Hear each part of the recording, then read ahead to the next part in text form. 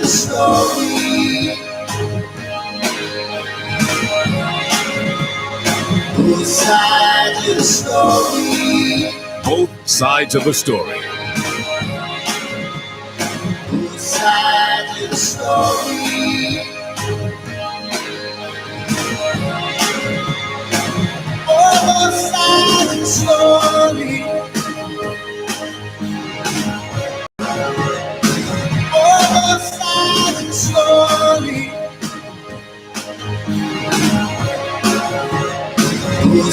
Knowledge is power. Class is in session. Power 106. Yes, I am proud. I must be proud to see men not afraid of God, afraid of me.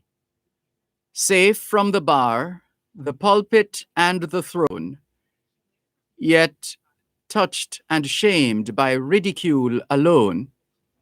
O sacred weapon left for truth's defense, sole dread of folly, vice, and insolence.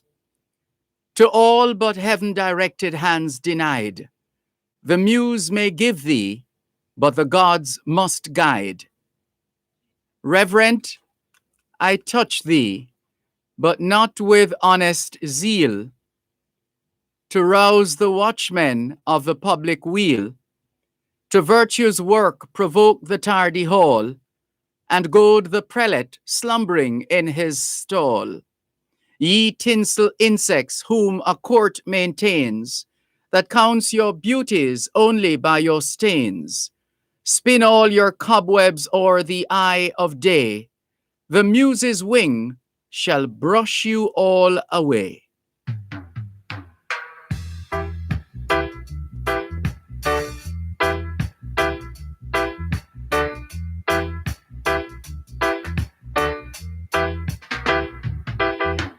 He who seeks of only vanity and no love for humanity shall fade away, fade away. He who checks for only wealth and not for his physical health shall fade away, fade away. Though some believe in diamonds and pearl and feel like they're on top of the world, they shall fade away. Hear what I say. The rich is getting richer every day, and the little that the poor man got, it shall be taken away. Do you hear what I say? Yeah, hear what I say. The man who worships silver and gold shall surely, surely, surely lose his own soul, then fade away. One who's always acting smart and don't carry no love in his heart shall fade away. God is here and there and everywhere, and he knows when you play the game unfair. So people beware, or else you fade away. Hey, beware, or then you fade away. You gotta fade, gotta fade, gotta fade now.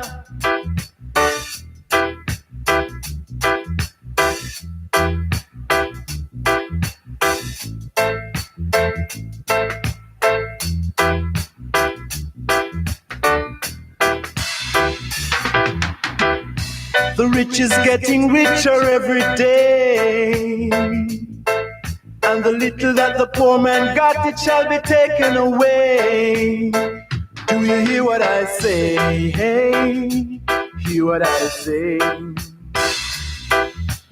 One who's always acting smart and forgetting to carry love in his heart shall fade away.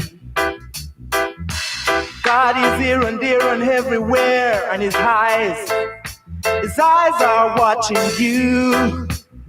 You gon' fade away, yeah, yeah, you gon' Fade, fade, fade, fade away. Fade away. Yeah, yeah. Brother, what you done? Can't you see you're gonna fade away now?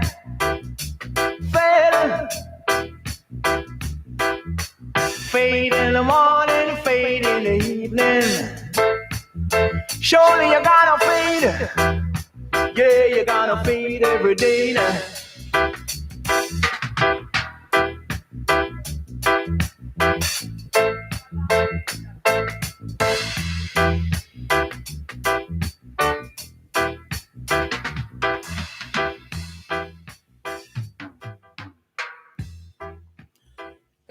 It's the 29th day of the first month of 2021, the International Year of Peace and Trust, the International Year of Creative Economy for Sustainable Development, the International Year of Fruits and Vegetables, and the International Year for the Elimination of Child Labor. 2021 is also the International Year of Health and Care Workers. Here in Jamaica, Earthquake Awareness Month and Soup Month activities are drawing to a close. Customs Week activities are also at an end. It's Martyrs Memorial Day in Nepal. In the United States, Human Trafficking Awareness Month and Mentorship Month activities are winding down. Hoy es viernes el 29 de enero 2021. Y les saludamos en cualquier parte del mundo que nos están escuchando en este momento. Estamos muy agradecidos por el don de la vida y el privilegio de servirles en otra edición de su programa, Both Sides of the Story, ambos lados de la historia. Nunca vamos a tomar su audiencia por sentado, porque sabemos que ustedes tienen otras opciones. Y esta es la razón por la cual jamás olvidamos darle las gracias por elegir Both Sides of the Story, ambos lados de la historia, de lunes a viernes desde las 2 hasta las 5 de la tarde, aquí en Power 106 FM. La misión continúa para educar, capacitar, iluminar y estimular el espíritu empresarial. Bienvenidos.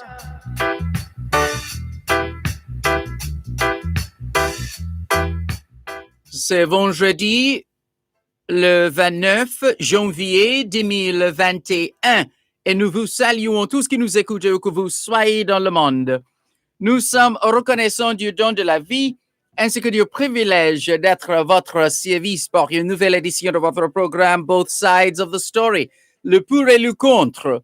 Nous ne considérons pas votre fidélité comme l'un de soi parce que nous savons que vous avez l'embarras du choix. C'est pourquoi nous n'oublions jamais de vous remercier de choisir d'écouter Both Sides of the Story, le pour et le contre, du lundi au vendredi de 2h à 5h de l'après-midi sur notre antenne Power 106 FM. Nous continuons notre mission d'éduquer, d'habiliter, d'éclairer et d'encourager l'esprit d'entreprise. Bienvenue. Yeah, go. Fade, fade, fade, fade away. Fade away. All we're saying is it's Friday, the 29th of January, 2021, and we greet you well wherever in the world you are listening to us right now. We remain eternally grateful for the gift of life and the privilege to serve you on yet another edition of your program, Both Sides of the Story. We don't ever take your listenership for granted because we know you have choices, and that's why we never ever forget to remember to say thanks for choosing to listen to Both Sides of the Story, Monday to Friday, 2 to 5, right here on Power 106 FM. The mission continues to educate, empower, enlighten, and encourage entrepreneurship. Welcome. Good afternoon to those of you listening to us on 106.1, 106.3, 106.5, 106.7, and 106.9. From Moran Point to Negril Point, from the Goat Islands to Galena Point. This is Power 106 FM, serving Jamaica and the diaspora. Hello to those tuned in via the Power 106 FM app, which you would have downloaded from the App Store or the Google Play Store, depending on the nature of your device. Downloading is free, listening is free, whenever, wherever. We acknowledge those who have dialed a designated number to listen to Power 106 FM from the United States, 631-359-8281, 631-359-8281. And if you're in the United Kingdom and you wish to dial a number to listen to Power 106 FM, your number is 0330-606-0953, 0330-606-0953. We're live on the Cleaners website, go-jamaica.com. Subscribers to onespotmedia.com also have access to both sides of the story in particular and Power 106 FM in general. There's more after the break. One who's always acting. You're listening to Power 106 FM. The time is now 2:15. Listen to the story of the Jamaican diaspora on Diaspora Check-In every Wednesday at 4:30 p.m. during both sides of the story with host Dervan Malcolm, the story of Jamaicans at home and abroad. That's Diaspora Check-In every Wednesday during both sides of the story, brought to you by GK Western Union. Receive money directly into your bank account today. Tune in this and every Tuesday at 3:30 p.m. for Kids Connect during both sides of the story with Dervan Malcolm. Join us in a series of discussions on the care and protection of our children. We also invite children to call in and voice their concerns. Kids Connect is brought to you by the Child Protection and Family Services Agency, CPFSA. Every child deserves protection. That's a discussion program on the care and protection of our children. Kids Connect during both sides of the story at 3:30 p.m. this and every Tuesday, right here on Power 106 FM. Do you hear what I say? Yeah, hear what I say. The man who worships silver and gold shall surely, surely, surely lose his own soul, then fade away. We started out this afternoon with Alexander Pope's perspective on a particular society. And we paired that with Fade Away by Junior Biles. When these works speak for themselves, there's no need to interrupt. It is what it is. Let's say good afternoon and welcome to those of you joining us on Facebook Live. If you're not there yet, log on to Facebook and the search box atop the page, type DERVAN and you'll be able to not just hear, but also see what's happening in the studios of Power 106 FM.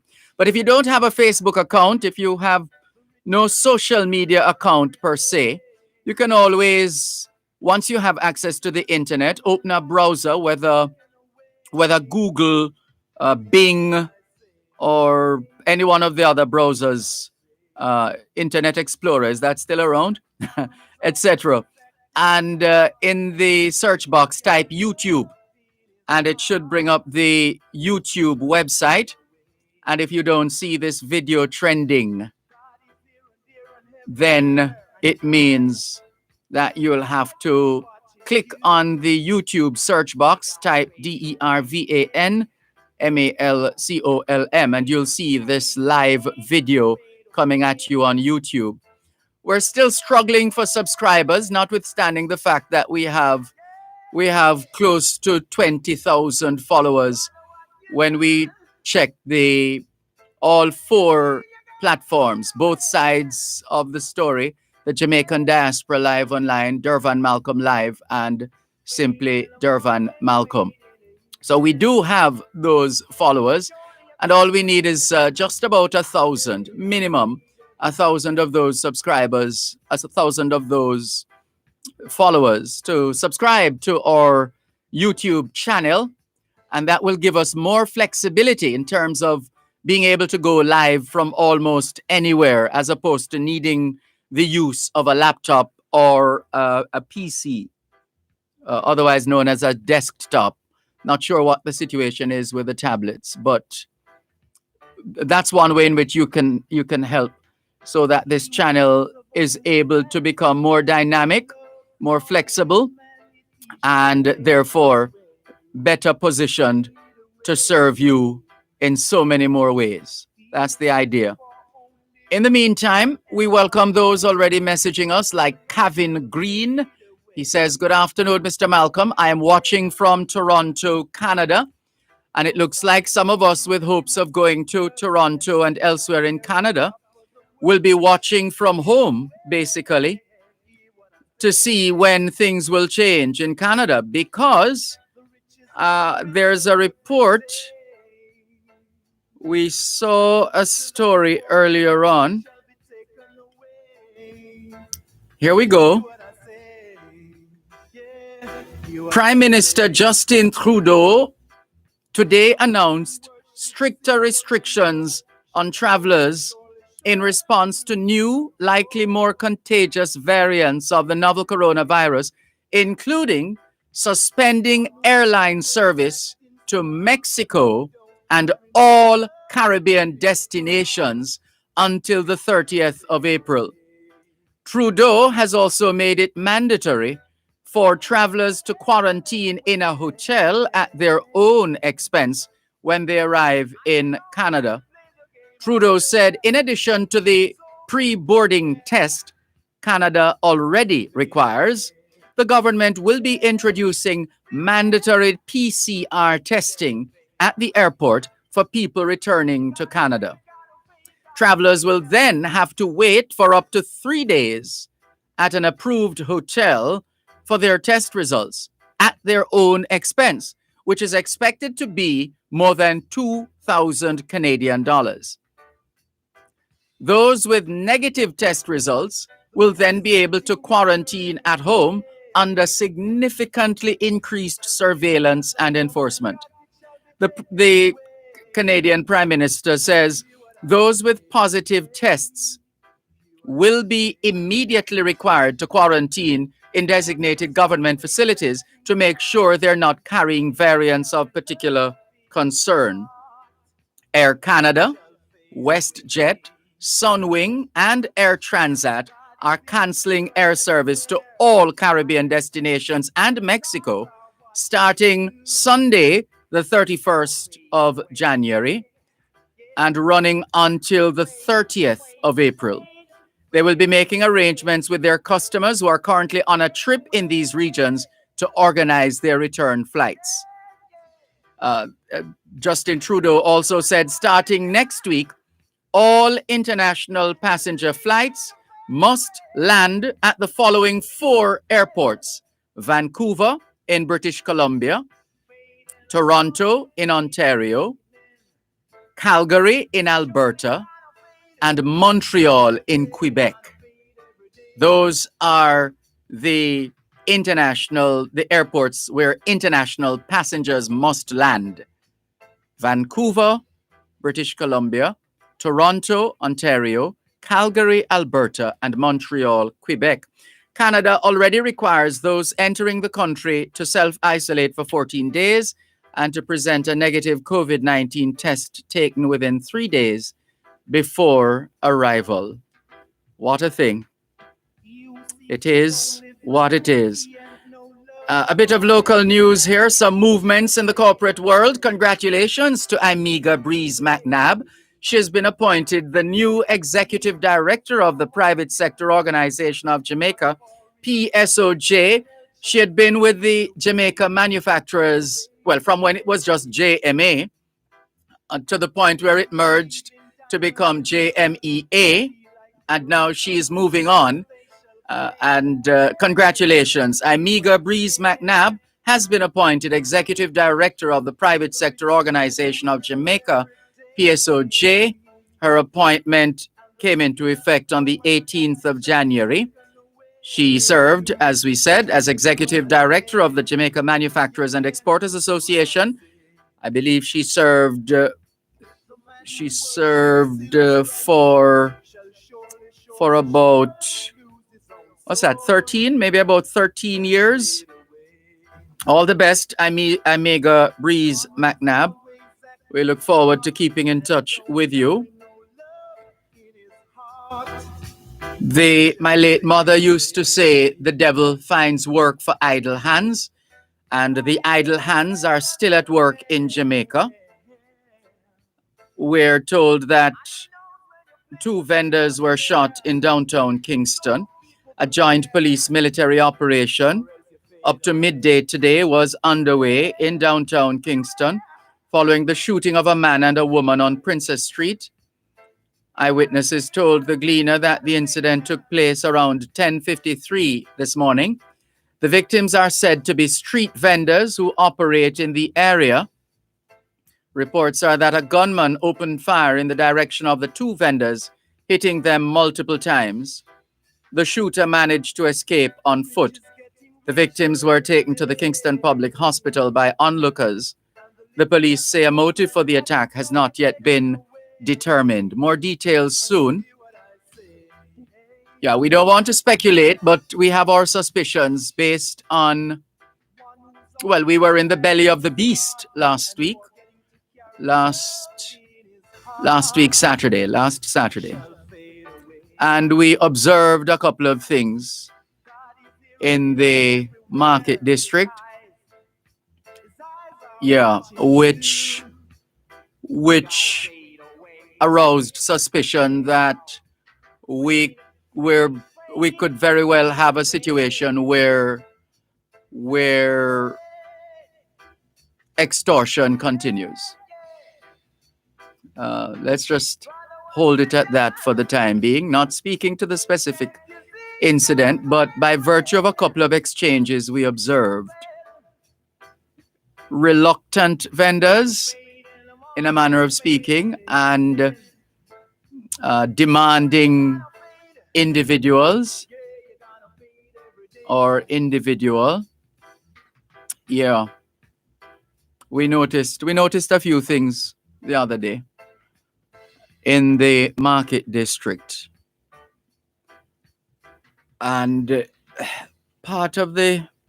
which is why order is so important. Order is important. Criminality thrives in disorder, big time. Because there are so many ways to escape when you are in a crowded area or a disorganized area where there are no clear paths for to pursue anyone who might need pursuing. But we would like to think that the police would be aware of what's happening or not happening in the market district. Over to them. Gordontown Road reinstatement works to begin in February is another story trending. The National Works Agency, NWA, says work will start in early February on the construction of a retaining structure to reinstate the roadway along a section of the Gordontown Road in St. Andrew. This after Cabinet approved a proposal for a $195 million project. It's a $195 million project. The agency says the design calls for the construction of a 71-meter-long retaining wall to hold the road embankment at the affected location, which will form the major part of the works.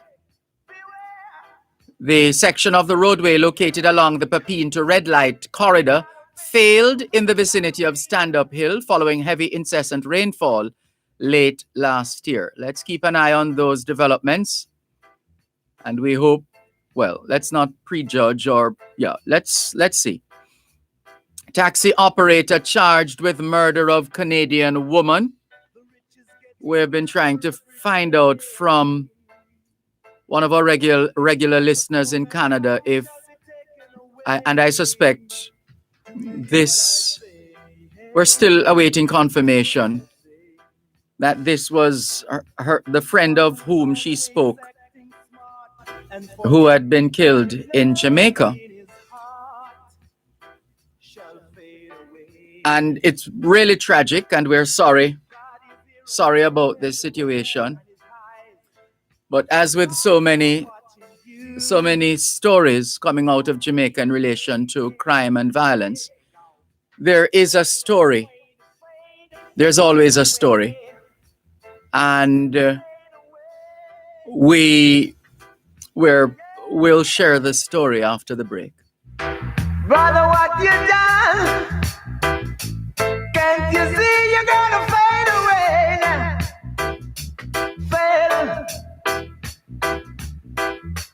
Fade in the morning. You're listening to Power 106 FM. The time is now 2:30. Kira, I'm very worried about Daddy, you know. Why? Because he drinks and drives so fast. And I know.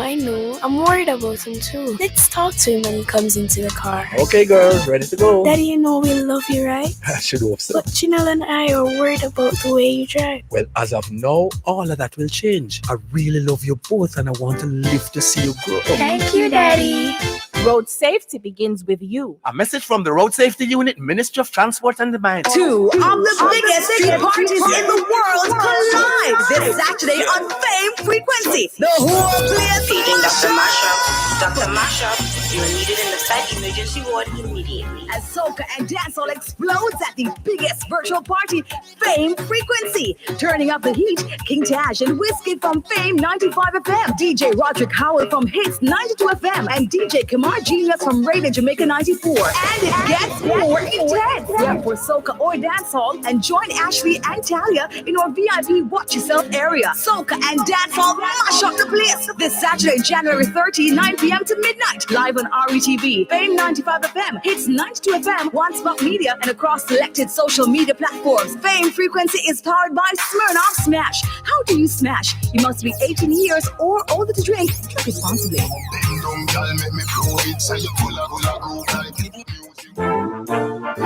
Dear Pastor with Reverend Dr. Aaron Damas on Power 106 FM is now 1 hour, 10 p.m. to 11 p.m. Monday to Thursday. 1 hour of solid advice, great interaction, and a belly full of laughs. That's Dear Pastor, now 1 power-packed hour, 10 p.m. to 11 p.m. Monday to Thursday, here on Power 106 FM.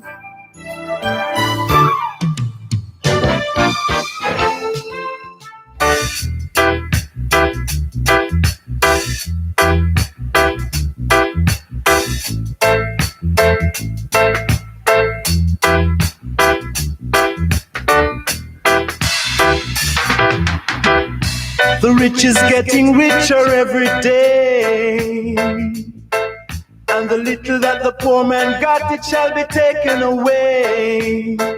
Do you hear what I say? Hey, hear what I say? Thanks a lot for staying with us here on your program, Both Sides of the Story, Power 106 FM. The story is taxi operator charged with murder of Canadian woman. For those who heard the story of the death of this Canadian woman, the story is that detectives in St. Anne have confirmed that the suspect, who was taken into custody for the murder of a Canadian woman, has now been charged. He's 32-year-old Rogen Hilton, a taxi operator of Rio Bueno in Trelawney and Salem in Runaway Bay, St. Anne. Hilton was charged with the murder of Latoya Alcindor, whose body was found with stab wounds inside an apartment in Runaway Bay, St. Anne, Thursday, the 21st of January. Hilton's court date is being finalized. Without saying anything much more on the story itself, just by virtue of the dates, the Thursday, the 21st of January, was the date of this tragedy, the 21st. 8 days later, or 7 days later, within the last 24 hours, let's say 7 days later, 8 days later, the police has charged someone in connection with that murder.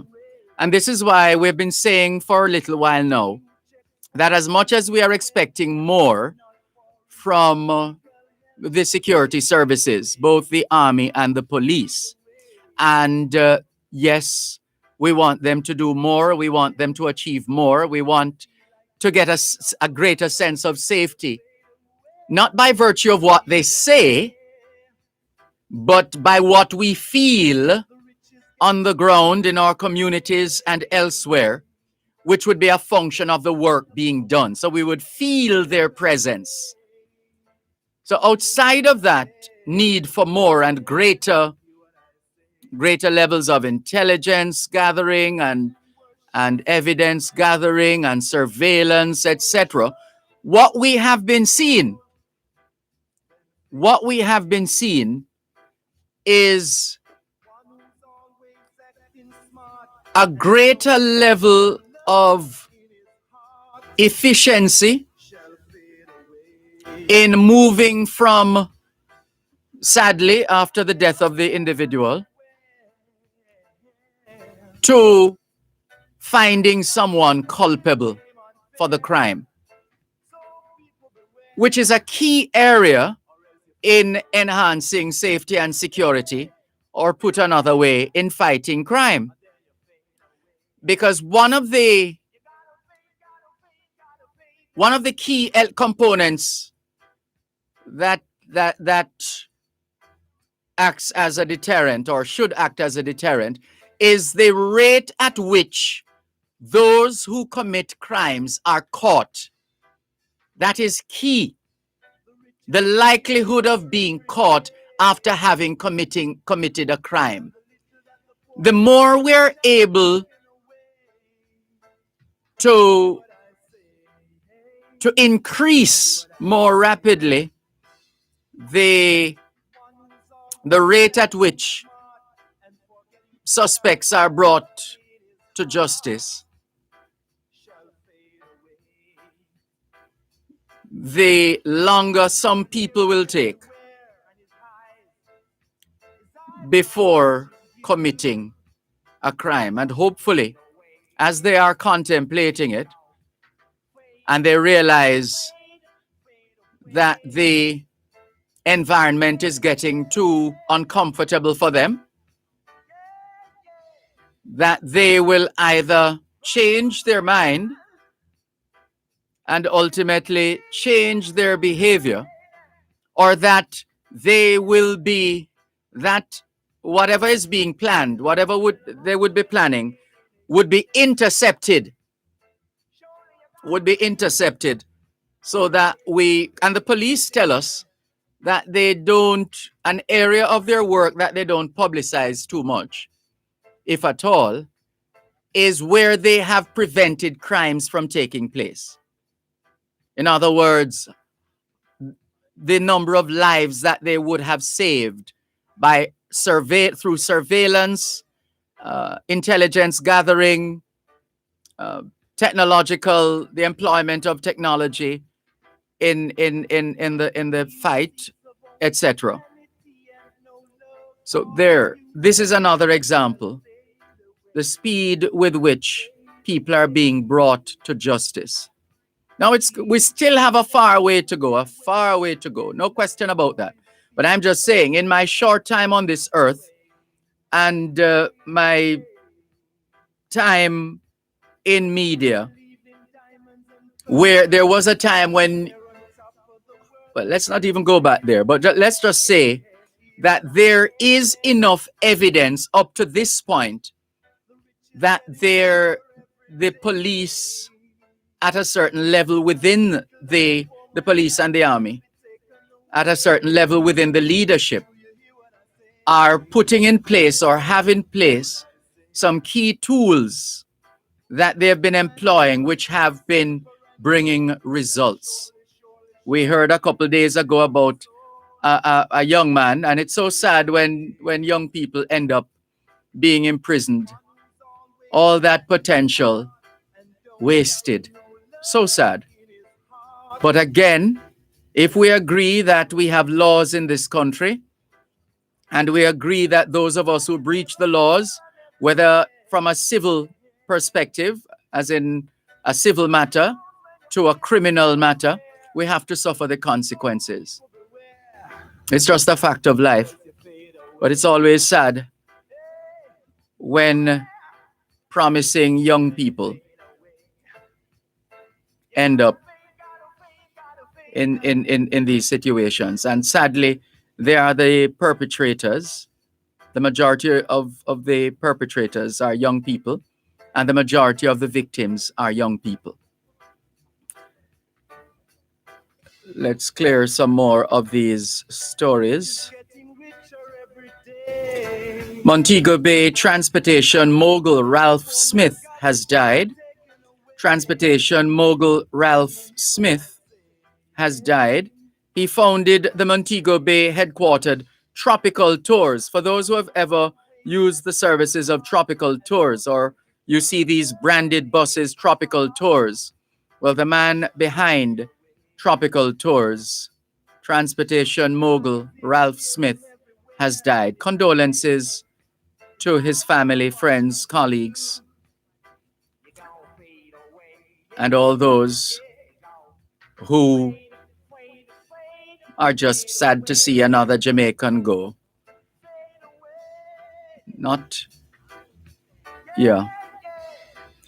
Here is another story. The Japanese Prime Minister says he's determined to hold the Olympics. Japanese Prime Minister Yoshihide Suga. Yoshihide Suga. Yoshihide.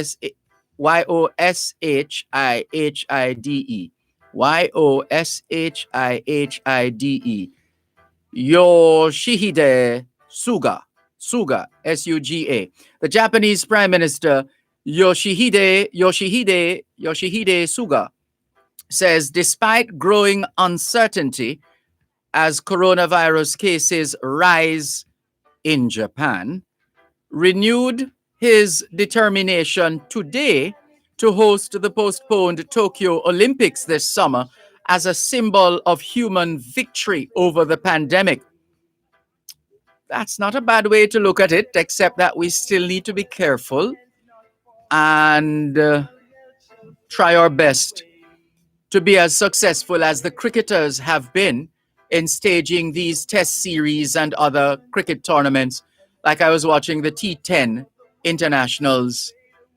No wonder so many of our players are not available.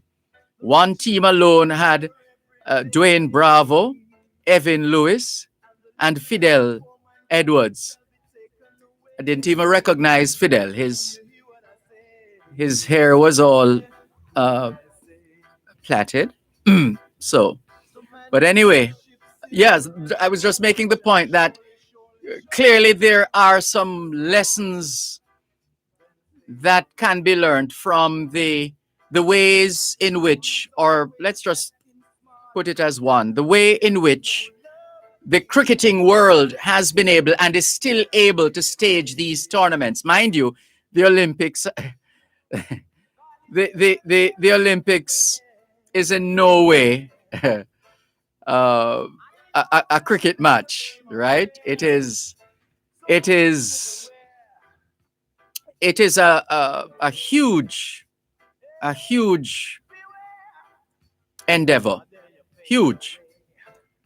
Well, let's see. The Japanese Prime Minister is onto something. Let's see. In terms of fighting COVID-19, just from the standpoint, he says, of a renewed determination and to use the Tokyo Olympics this summer as a symbol of human victory over the pandemic. That's quite an undertaking. And we really trust that they will be able to pull it off. If they do, then hooray for the Japanese Prime Minister and everybody else who would have played their part. If not, he and Japan could end up on the wrong side of history. We really hope not, because that would have implications for all of us in more ways than one. Can we look at another story before we take the break? I believe we can. Policeman charged for pepper spraying man at Uwe.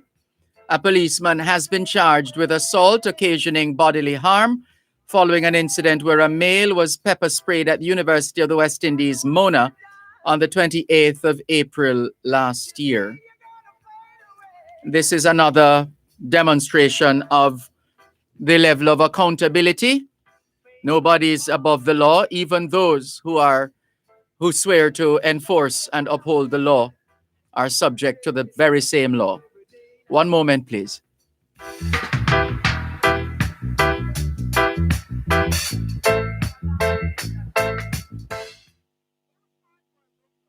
You're listening to Power 106 FM. The time is now 2:45.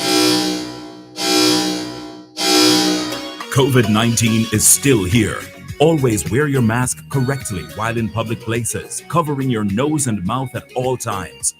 Masks should never be worn over the head, under your chin, below your nose, or hanging from your ears. Recovery from COVID-19 can take up to 60 days or more. The mask or the ventilator? You choose. A message from the Ministry of Health and Wellness. Two of the biggest street parties in the world collide this Saturday on Fame Frequency. The whole place Paging Dr. Mashup. Dr. Mashup, you are needed in the site emergency ward immediately. as soca and dancehall explodes at the biggest virtual party, Fame Frequency. Turning up the heat, King Taj and Whiskey from Fame 95 FM, DJ Roderick Howell from Hits 92 FM, and DJ Kamar Genius from Radio Jamaica 94. And it gets more intense. Yeah, for soca or dancehall, and join Ashley and Talia in our VIP Watch Yourself area. Soca and dancehall mash up the place this Saturday, January 30, 9 p.m. to midnight, live on RETV, Fame 95 FM, Hits 92 FM, One Spot Media, and across selected social media platforms. Fame Frequency is powered by Smirnoff Smash. How do you smash? You must be 18 years or older to drink. Drink responsibly.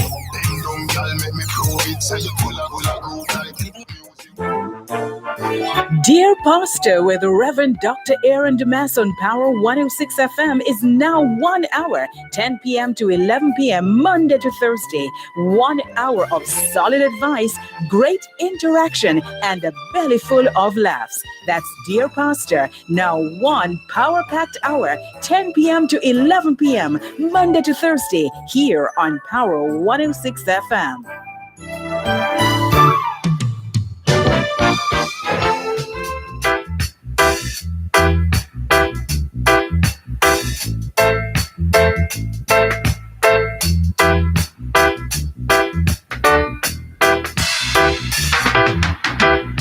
The rich is getting richer every day, and the little that the poor man got, it shall be taken away. Do you hear what I say? Hey, hear what I say? One who's always... Thanks a lot for staying with us here on your program, Both Sides of the Story, Power 106 FM, still streaming live on the Gleaners website, go-jamaica.com, live on your smart devices all over the world. Also making the news, PEP ability test changed to March 25. PEP ability test changed to March 25. That's the primary exit profile ability test. So obviously the Minister of Education has yielded to the president of the Jamaica Teachers Association. After all, they are the teachers, right?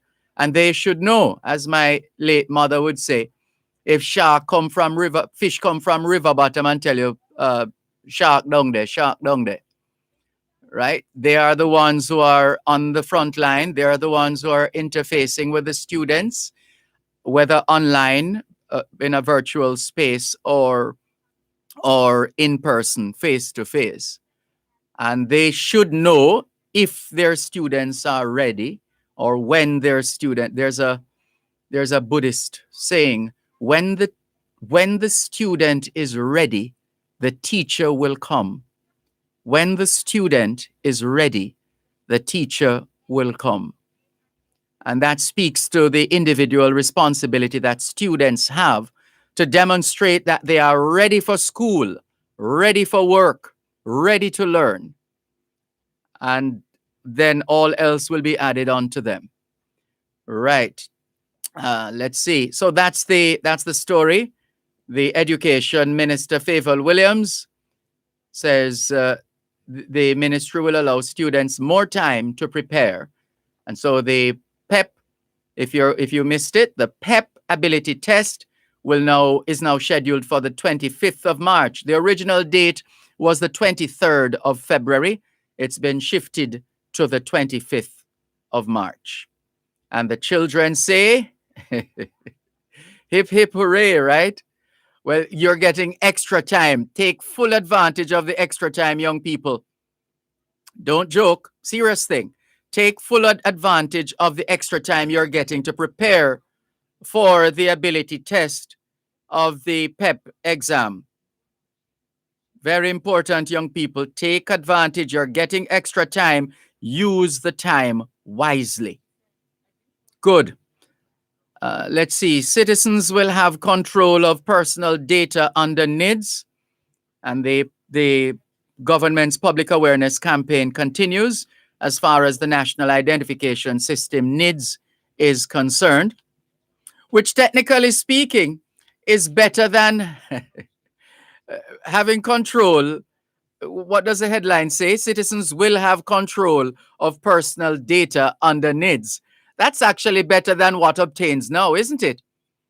Because our data is all over social media. Our data is all over the online shopping platforms.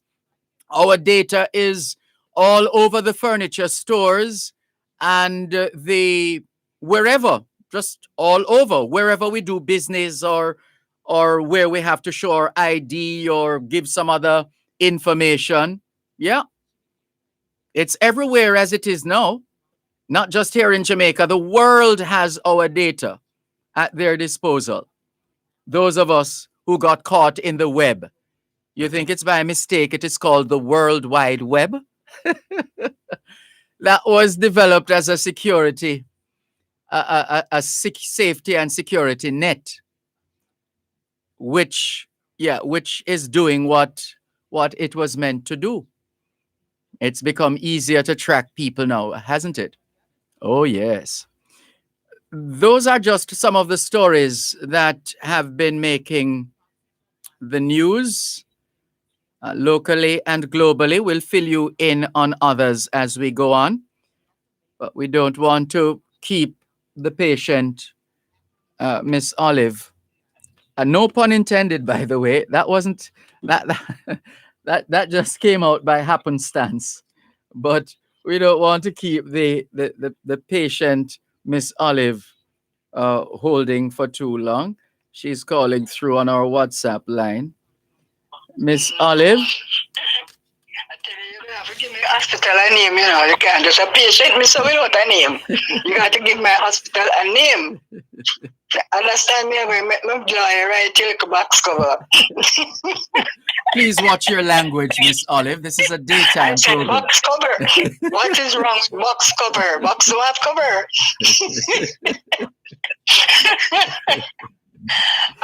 Anyway, my friend. Today is one of my granddaughter's birthday, Marissa Rowe, who is doing her master's in psychology. I wonder if that was influenced by having to deal with you, Miss Olive. I'm just wondering. I wonder too. As a matter of fact, when she was in her first year, she did an interview with me to write one of her papers. Oh. Well, so there you go. There you go. Look at what you started. Oh, Lord have mercy. Yes, well, she is my second granddaughter. Yes. A second? Mm-hmm. Yes, second granddaughter. Marissa. Her mother is Jacqueline Belrow. Her father is Wayne Rowe of Gaspro, my son-in-law, who never ceased to remind me how old I am. Up to yesterday, him called me and tell me how old I be. Anyway, yes, just want to wish her all that is good. Continue doing what she's doing. She sent us pictures of her in Port Royal. You want to see the outfit she have on Dervan, I tell you. I'm playing with my granddaughter, you know. Plus she does makeup on the side. And she works at BGIC, is that name? The place down Duke Street. One place that is at BCIC, that is attached to BCIC, Victoria yes. Mutual. Yes. Yes, she works there. Sounds like a very resourceful lady. Very much so, very much so. So I just want to tell her, continue doing what she's doing and be herself, even though sometimes she give me a hard time with me fashion and want to take away my earring them. What you doing with earring now, Miss Olive? What you doing with earring now? Oh, you mean? I have an old cliche, one of my granddaughter must leave them on a wheel.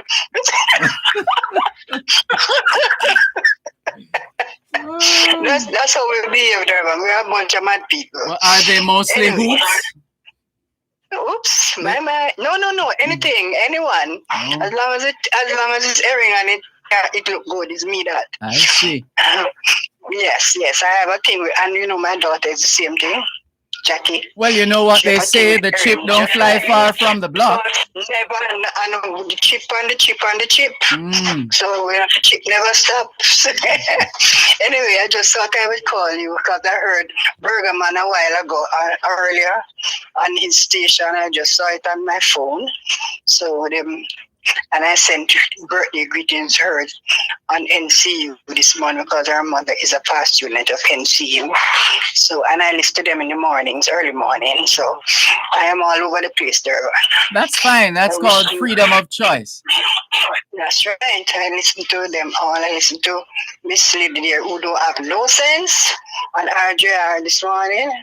She had me cracking up. Loyally. You turn him. I mean, my classmate at UWI. Look here now. I don't know what I'm going to do there. She had me cracking up this morning, talking about the whole time greater and the this and the that, and what his name, and them wouldn't stop. No, sir, she's too much. She is too much. Anyway, you have a blessed day and a blessed weekend, okay? Same to you, Miss Olive. Take care. Okay, bye-bye. Bye-bye. This is your program, Both Sides of the Story, Power 106 FM, still streaming live on the Gleaners website, go-jamaica.com. Live on your smart devices all over the world. Taking your calls on 876-922-4112, 876-922-4113, 876-922-4114, and 876-922-4115. The text line, same as the WhatsApp number, 876-365-3346. Here's a message. Oops, where did that go? Let's go to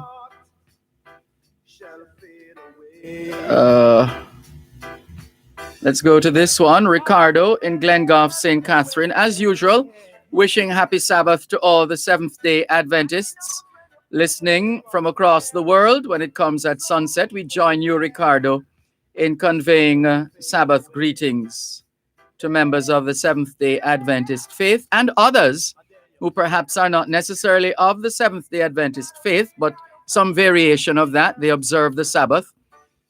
As the good book says, remember the Sabbath to keep it holy. Mr. Malcolm says this message, seeing that Jamaica has abolished capital punishment, and as a result, the murderers are so grateful that they have all stopped the killings to the point where Jamaica is now totally murder-free. Don't you think it would then follow that Jamaica would be totally crime-free if we did away with all punishment for every kind of crime?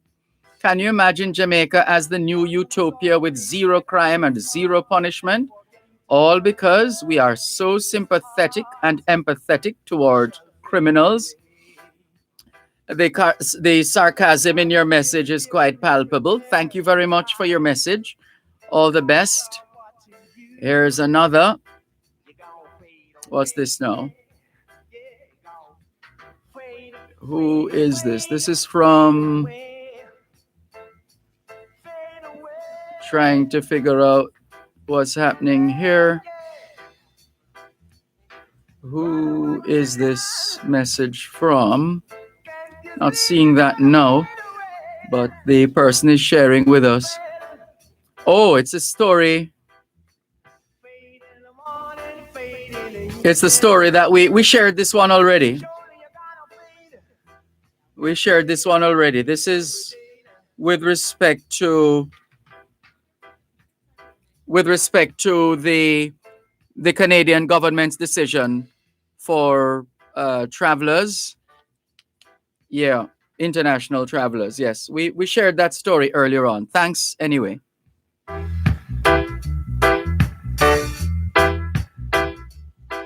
You're listening to Power 106 FM. The time is now 3 o'clock. Bashko time. All the things that you need. Bashko. Prices so low, you will never need alone at Bashko.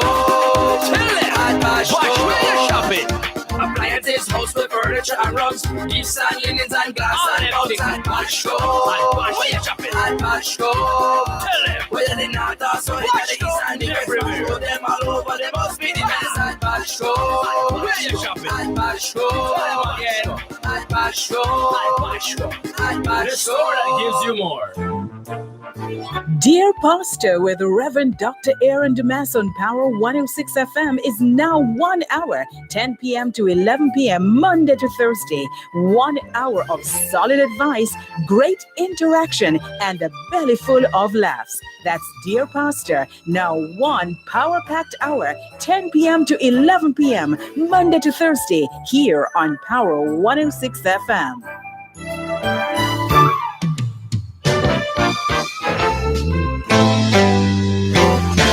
Let the show begin. Happy show. Soak up the real Jamaican folklore in our brand new podcast, Kin Teeth and Hot Bun. Renowned storyteller Amina Blackwood Meeks brings life to the moments in true Jamaican style. When you hear click, you cock your ears. And when you say crack, the story open. Kin Teeth and Hot Bun, the Gleaner's brand new podcast series with storyteller Amina Blackwood Meeks. Available on SoundCloud, Google Podcast, Stitcher, and Deezer. Beware, or else you fade away. Hey, beware, or then you fade away. You gotta fade now.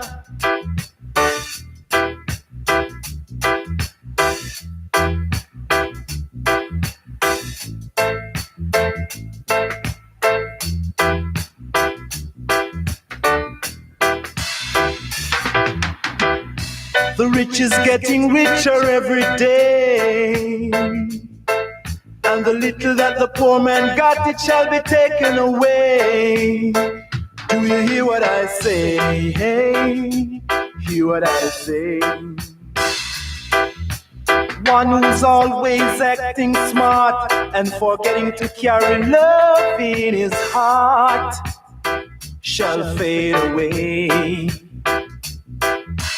God is here and there and everywhere, and his eyes are watching you. Thanks a lot for staying with us here on your program, Both Sides of the Story, Power 106 FM, still streaming live on the Gleaners website, go-jamaica.com, live on your smart devices all over the world, taking your calls on 876-922-4112-5, 876-922-4112-5. The email address is bothsides106@live.com, bothsides106@live.com. The text line is the same as the WhatsApp number, 876-365-3346, 876-365-3346. And let's clear the messages on YouTube. We've read Kevin's message already. Yes, we did. Kevin Green in Toronto, Canada. Raymond says, good afternoon, Dervan Malcolm. I'm tuning in as usual. You're one of the most astute persons on radio, and I enjoy how you pronounce your words in a very eloquent manner. You're very kind, Raymond. Thank you. Kevin, thank you as well. Jennifer Stewart in Q Road in Kencott says, good afternoon, Sir Dervan. Please say shout out to Mrs. Sybil Thompson. I just did. Hi, Mrs. Sybil Thompson. How are you? From Jennifer in Kencott, Q Road. And this one says, good afternoon, Dervan. What are your views on the announced digital switchover process finally planned for January 2022, with full switchover in January 2023? I'm hoping local radio will use DAB technology. Well, thanks to a Jamaican who would normally correspond with us on Power 106. We met him in, where was that? Where was that?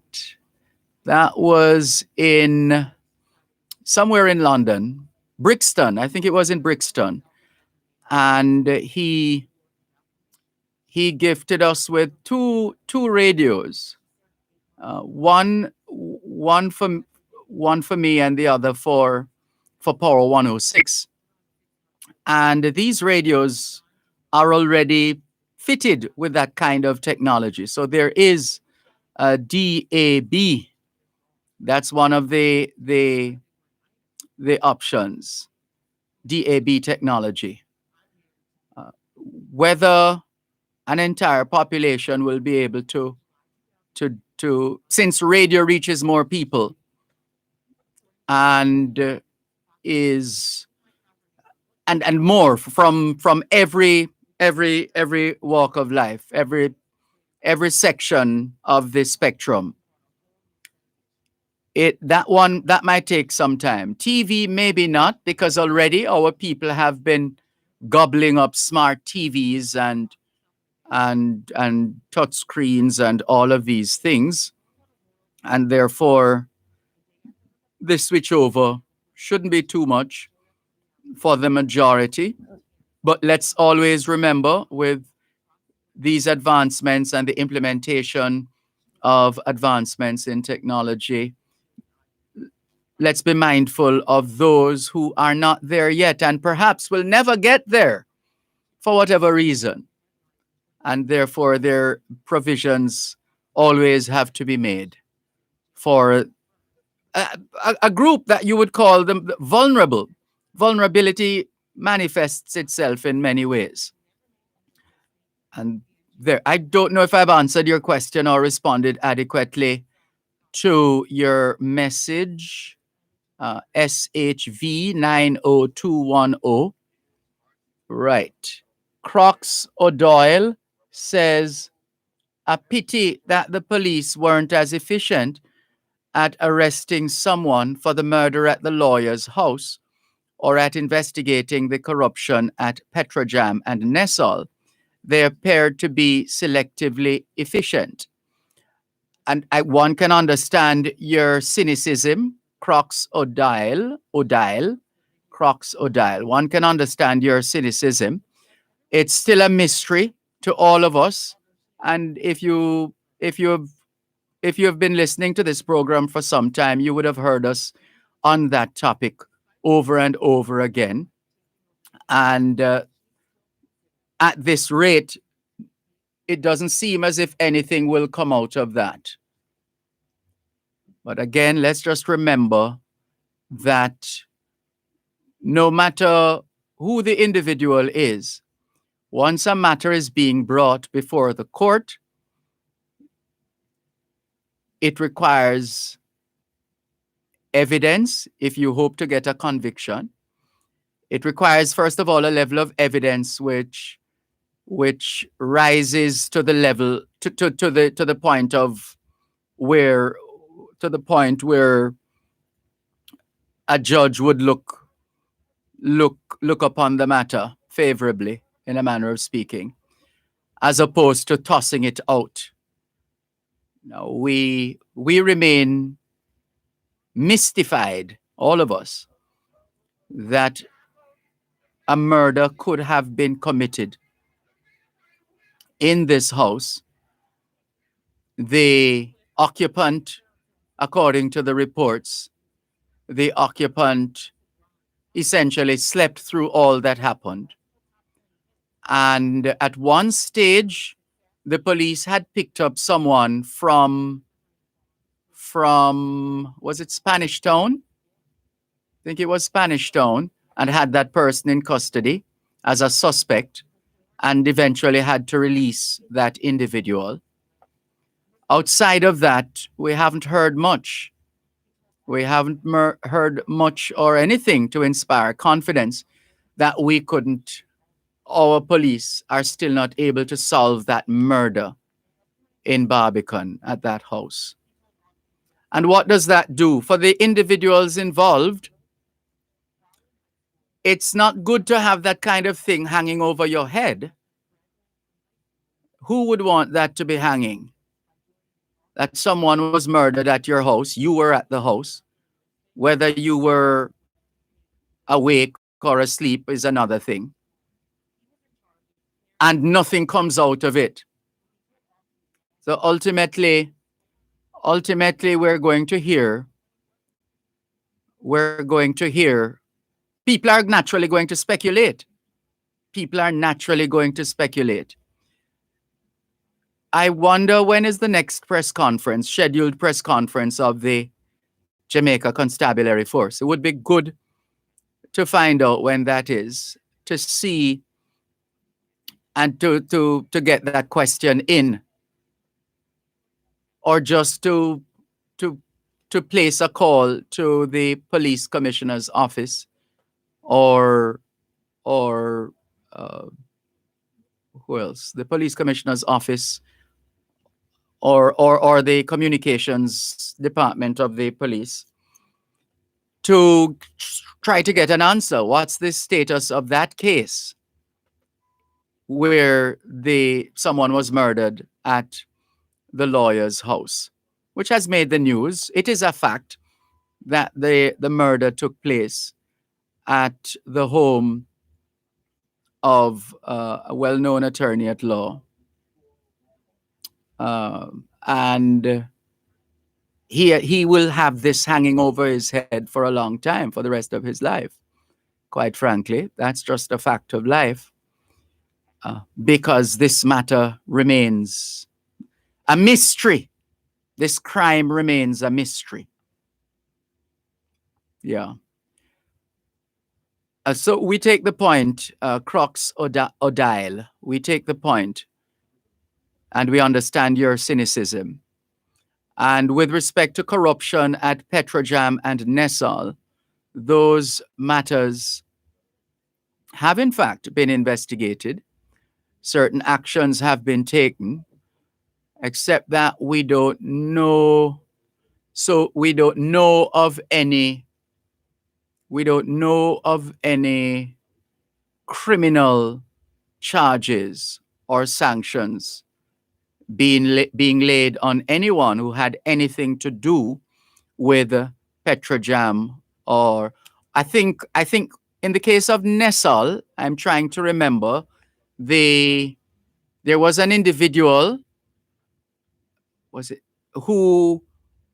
at whose home a considerable amount of money was found, and the police obviously dealt with that in terms of their investigations, and I believe the matter was also brought to court. I need to follow up on that just to double check. But this is why, again, we expressed, and sometimes people say, but Mr. Malcolm, you did talk about this, or why you never talk about that? I usually remember what I would have commented on over the years, and invariably one becomes a little wary of wasting oxygen, because there are some subject matters that we've been talking about for a very long time, and bringing it to the public's attention and keeping it on the public agenda. And like so many things in the parliament, it falls off the order paper, in a manner of speaking, and nothing comes of it. So, for example, the tradition, in inverted commas, of the Auditor General doing a wonderful job scrutinizing the books of our government agencies and departments. And then the Auditor General, the Auditor General, along with members of whichever agency or department, are brought before the Public Accounts Committee or the public. Well, let's take the break and come back. Hear what I say. The rich is getting richer every day. You're listening to Power 106 FM. The time is now 3:15. The older I get. Did you check on mommy, daddy, or even grandpa or grandma today? A reminder from the Ministry of Labor and Social Security and the National Council for Senior Citizens to care for our elderly persons, not only for today, but every day. Listen to the story of the Jamaican diaspora on Diaspora Check-In every Wednesday at 4:30 p.m. during both sides of the story with host Dervan Malcolm, the story of Jamaicans at home and abroad. That's Diaspora Check-In every Wednesday during both sides of the story, brought to you by GK Western Union. Receive money directly into your bank account today. Two of the biggest street parties in the world collide this Saturday on Fame Frequency. The whole place Feeding Dr. Mashup. Dr. Mashup, you're needed in the site emergency ward immediately. as soca and dancehall explodes at the biggest virtual party, Fame Frequency. Turning up the heat, King Tash and Whiskey from Fame 95 FM, DJ Roderick Howell from Hits 92 FM, and DJ Kamar Genius from Radio Jamaica 94. And it gets more intense. Rep for soca or dancehall and join Ashley and Talia in our VIP Watch Yourself area. Soca and dancehall mash up the place this Saturday, January 30, 9 p.m. to midnight. Live on RETV, Fame 95 FM, Hits 92 FM, One Spot Media, and across selected social media platforms. Fame Frequency is powered by Smirnoff Smash. How do you smash? You must be 18 years or older to drink. Drink responsibly.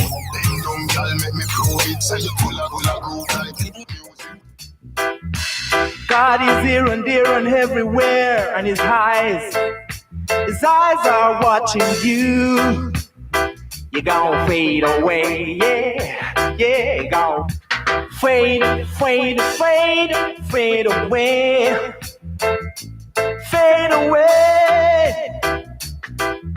yeah, yeah.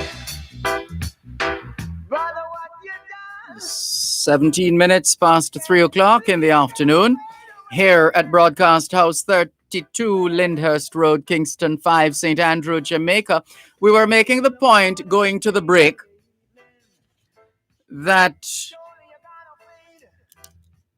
invariably, for years, how many people remember when Audley Shaw was the how do you put it now, was the chief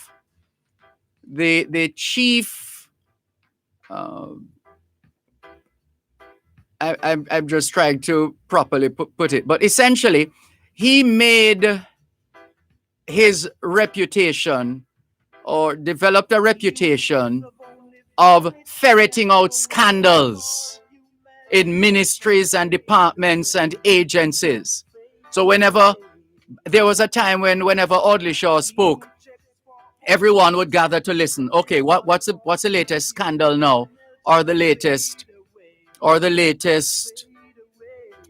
latest act of corruption or whatever. And a lot of this would come out at the Public Accounts Committee, the sitting of the Public Accounts Committee, and also the Public Administration and Appropriations Committee. So both the PAC and the PAAC. Remember those days? And then coming up the line, we've had that the tables turning, and members of the other side, in the form of, I'm trying to think who is their point man on scandals and corruption. I can't think of maybe more. Maybe the role is shared on the other side. Would have been shared. But the point is, both sides at some point or another get an opportunity to question the actions or inactions of public sector workers, ministers, permanent secretaries, etc. And we have a lot of screaming and a lot of reprimanding during these sessions and all of that, and it makes for good theater, for good television or good theater. But then at the end of the day, what comes out of it? What comes out of it at the end of the day? Invariably, nothing. Zero. Zilch. Nada. Nothing. And this has been happening for years, even as we have been evolving, where we have an integrity commission. By the way, haven't heard from the executive director in a while. Greg Christie. Is everything okay with Greg Christie? Haven't heard anything out of Greg Christie in a while. I used to see his tweets popping up as well. Haven't seen any of those, unless I haven't been paying attention. But he's there now, and we have others who would have been there before Greg Christie's arrival. But what is happening? Why are we not? Have they changed that section of the act yet, which does not allow the Integrity Commission to make public pronouncements on certain matters or something like that? I'm not sure, but we haven't heard from Greg Christie in a while, the executive director of the Jamaica Integrity Commission. Just wondering about that. And so that the people don't get a sense that once there is a breach which rises to the level of corruption or nepotism and all the other things, certain consequences are supposed to flow from that. But invariably, nothing happens. Mind you, we do have a couple of cases before the courts now arising from acts of corruption and nepotism, and we wait to see how those will unfold. But clearly, the public sector regulations, procedures, systems, etc., are such that people just do whatever they feel like doing, and they get away with it, and so they keep doing it, and then others coming behind them just follow their lead. In other words, unless or until we get to a stage where more people who breach the guidelines, the regulations, who flout the established systems and procedures and protocols, that action be taken. We know that there is a clause somewhere in some public sector document that speaks about public servants actually making restitution, as in paying back the money in a case where money is misappropriated or otherwise misspent. There is that too. But there needs to be a revision And we have had so many of those, haven't we? But a revision of what exists and how we can strengthen efforts to strengthen the checks and balances before, during, and after. Because invariably, the Auditor General and everybody else come after the fact. Money has been spent or misallocated or otherwise wasted after the fact. Perhaps there needs to be a three-way examination, a three-way surveillance, or three-way monitoring of the books before, during, and after.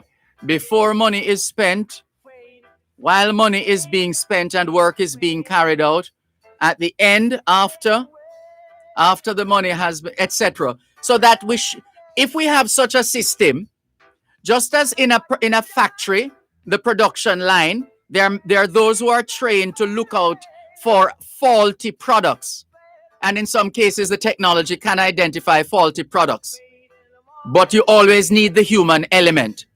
So somebody or some team of individuals at every level watching government working and government resources being spent must be able at different points along that trajectory to say whether we're about to make a wrong move. So we put up the red flag right away. This ministry is about to make a wrong move. This department is about to make a wrong move. This, whatever it is about to go awry. We need to step in right away. So that before the tragedy occurs, yes, I said tragedy, before the tragedy occurs, there's an interception. And then now, while the work is being done, let's say that tragedy having been staunched, that a different plan is put in place, people may lose their jobs at that stage, and we get on with the work now. And we agree what is supposed to happen, and it happens, and it is happening now. We need a team of individuals in the middle there now, as the work is being done, to be monitoring, so that if something is going wrong in the middle while the work is being done, there goes the red flag again. Something is wrong here. So that by the time we get to the end, the third stage, we shouldn't have so many instances of maladministration, misappropriation, corruption, nepotism, etc., etc. Because those would have been nipped in the bud from the very outset. And we could go on, but we think we've been going on for too long now. Let's hear from you. Let's look at some of the other messages. And all of that commentary was sparked by a message from Crocs O'Dial, re-corruption. Wind Charmful says corruption in Jamaica is so rampant that each case is like a needle in a haystack. And it's sad. It really is sad, Wind Charmful, that we are still at this place, as we said a few days ago on this program. It is sad that we're still here.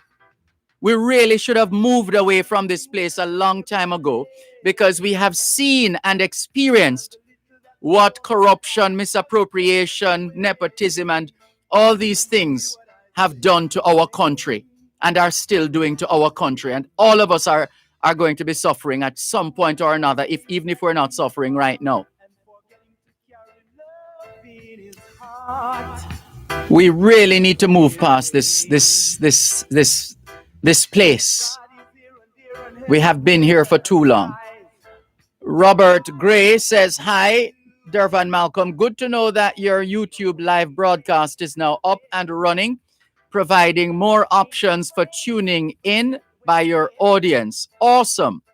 Thank you, Robert Gray of the St. Catherine Past Students Association, St. Catherine High School Alumni Association. All the best to you. Rose McIntosh says, I remember it so well, sir. DW. What a thing. Verol Boucher says all flights from Canada suspended until the 1st of April. Verol, are you in Canada? Give us some more on that. What is the source of the information? We know we have been reading information about developments in Canada with respect to the flights, Canadian Airlines canceling flights to Mexico and the Caribbean until the 30th of April. With respect to the 1st of April, I'm not sure. Did we see something on that? Not sure if we had shared that before, but I'm not seeing that in the story having to do with the 30th of April. One moment, please. You're listening to Power 106 FM. The time is now 3:30. The following is a program advisory from Power 106 FM. Please be advised that the program Dear Pastor with Reverend Dr. Aaron Dumas has been reduced to 1 hour, 10 p.m. to 11 p.m. Monday to Thursday, starting Monday, November 2. That is Dear Pastor, now 1 hour, 10 p.m. to 11 p.m. Power 106 FM apologizes for any inconvenience this program change may cause. The proceeding was a program advisory from Power 106 FM. The Ministry of Industry, Investment and Commerce presents MIIC Live on both sides of the story with Dervan Malcolm every first and third Thursday at 3:30 p.m. to 4 p.m. Learn more about the manufacturing strategy, modernization in trading, foreign direct investments, and much more right here on Power 106 FM. This broadcast of MIIC Live is brought to you by the Ministry of Industry, Investment and Commerce. Join Jason Downer, Dawit Jeffrey, and Sekou Hunter every second and fourth Thursday at 8 p.m. live and exclusively on Power 106 FM for Magaba's Raising Boys and the Journey to Manhood. Do you have a son? Are you the guardian for boys? Do you teach or work with boys? What are some of the challenges you face? Are you searching for answers? Are you concerned about the state of our nation boys and mayors in general? Raising boys, teaching boys, preparing boys. Magaba Raising Boys and the Journey to Manhood. Join us. Every day, and the little that the poor man got, it shall be taken away. Do you hear what I say? Hey, hear what I say.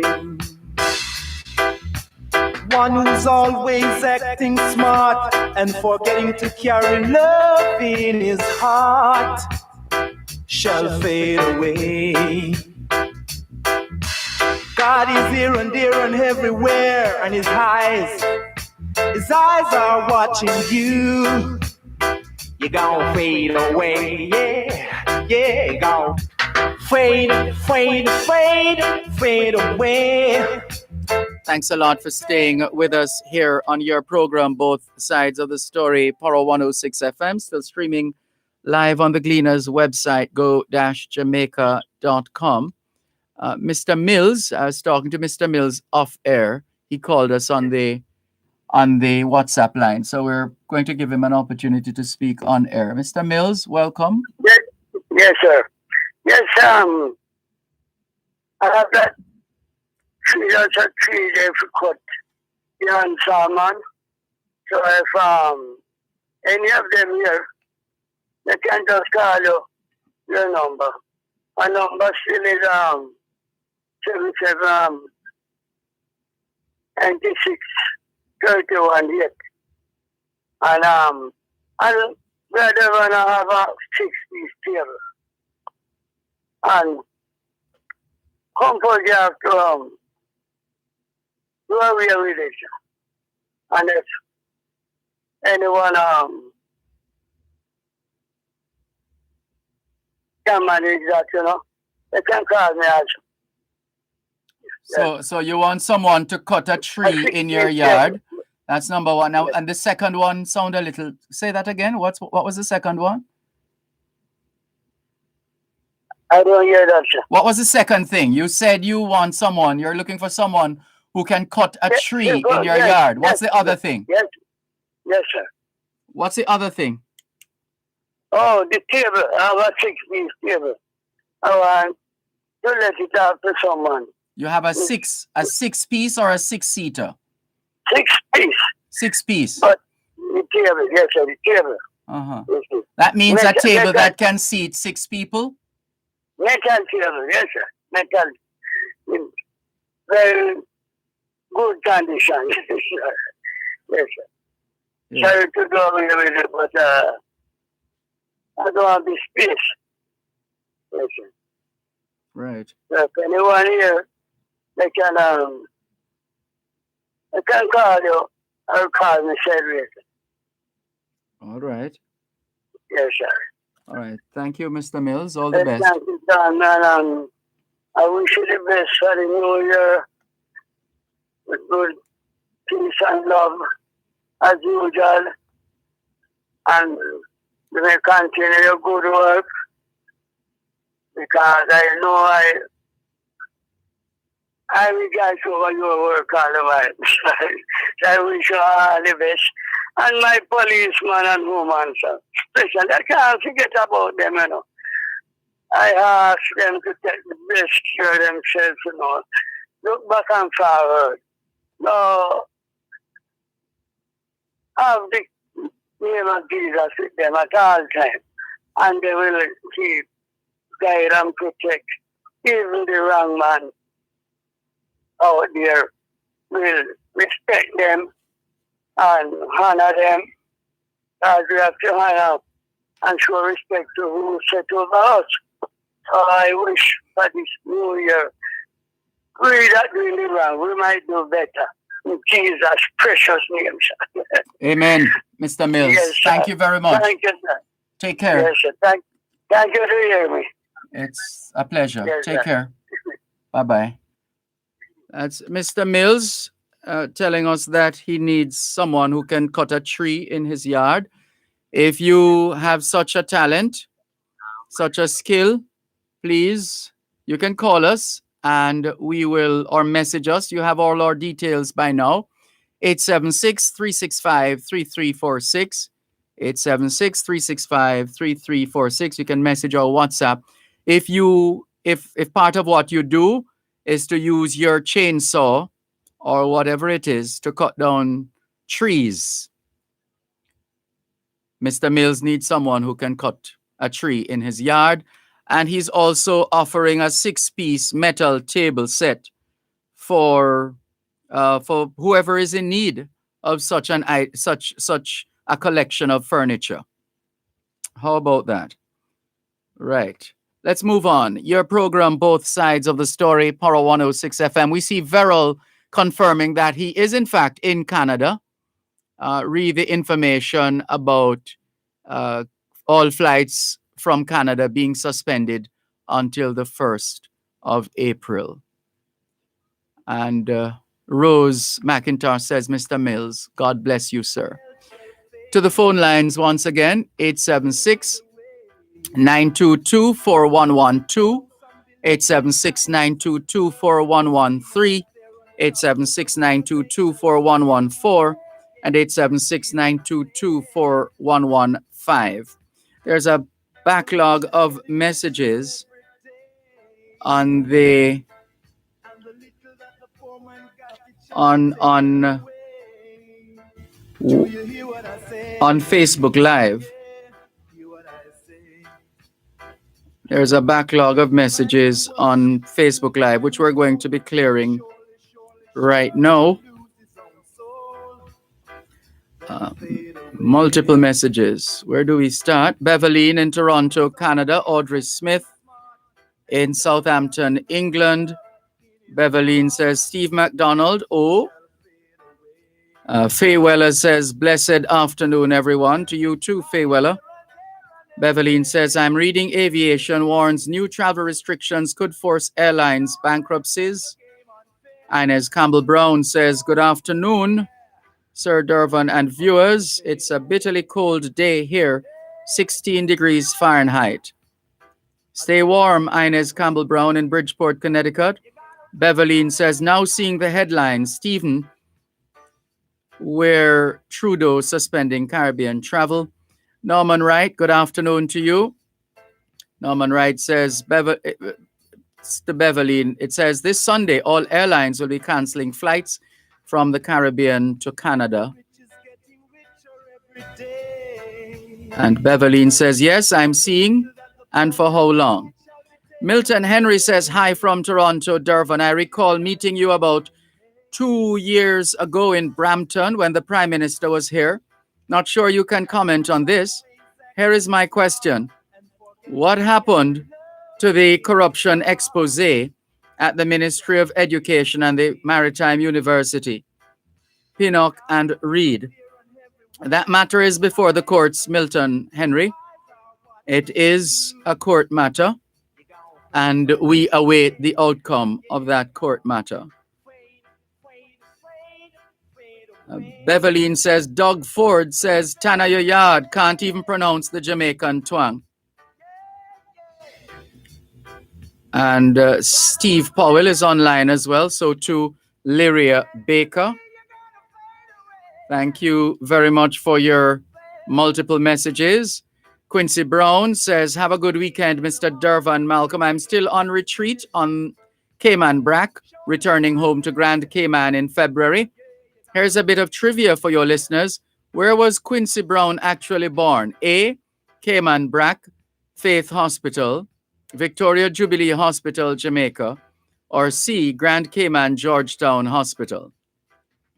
Well, those who know will tell us. Thanks, says Milton Henry.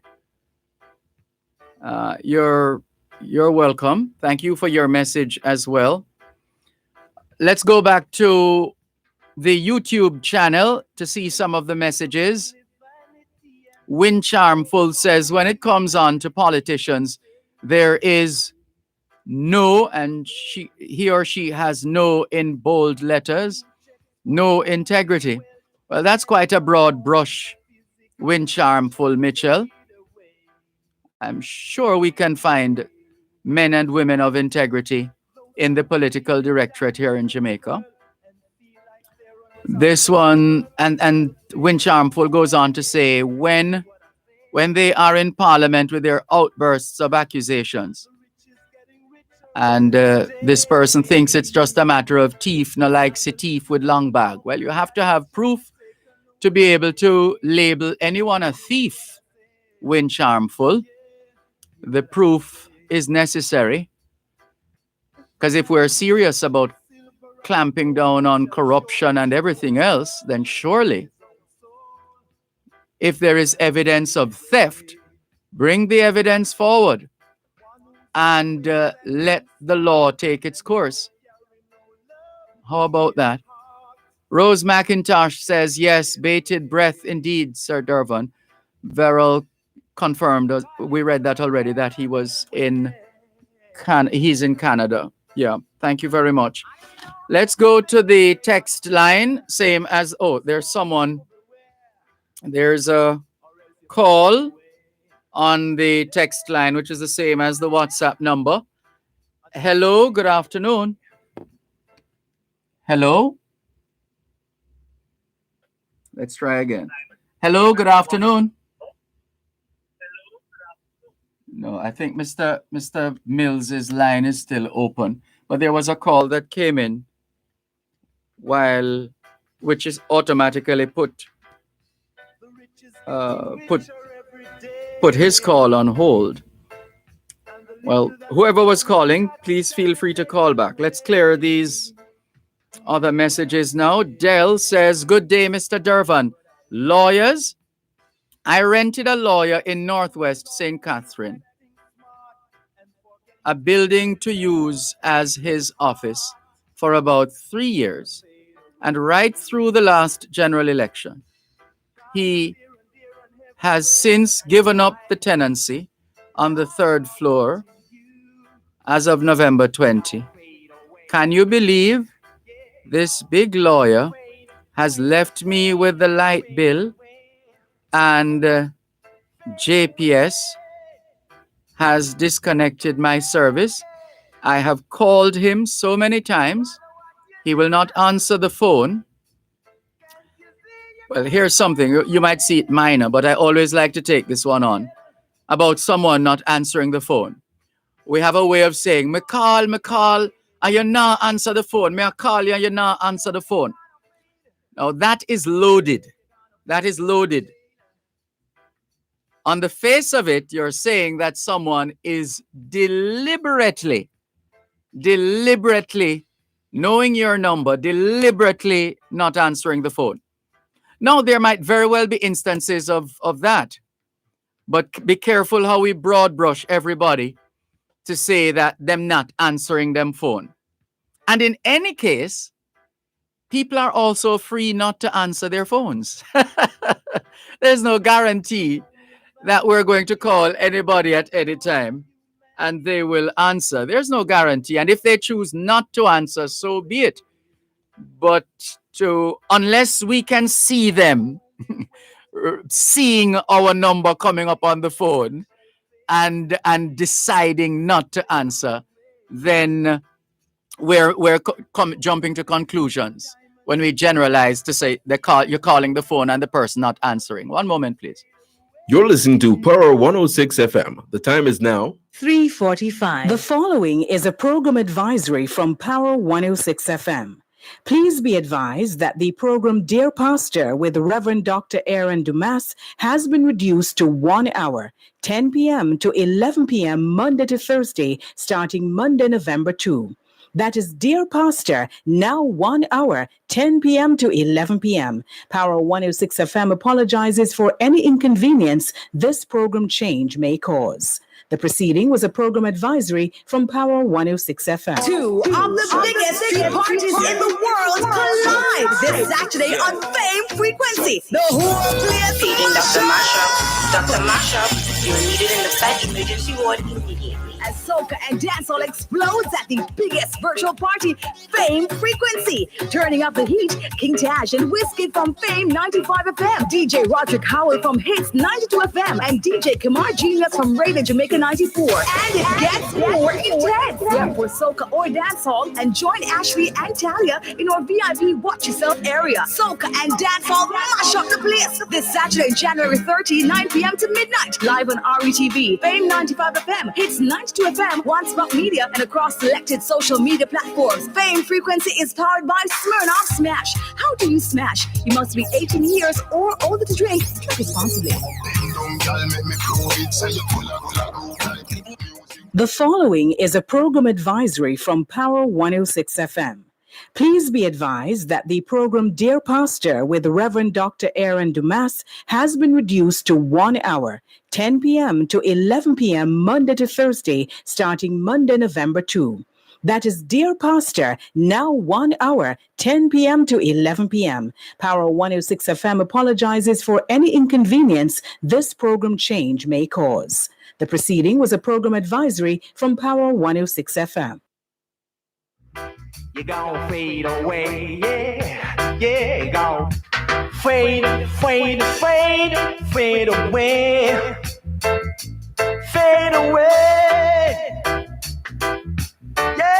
yeah. Brother, what you done?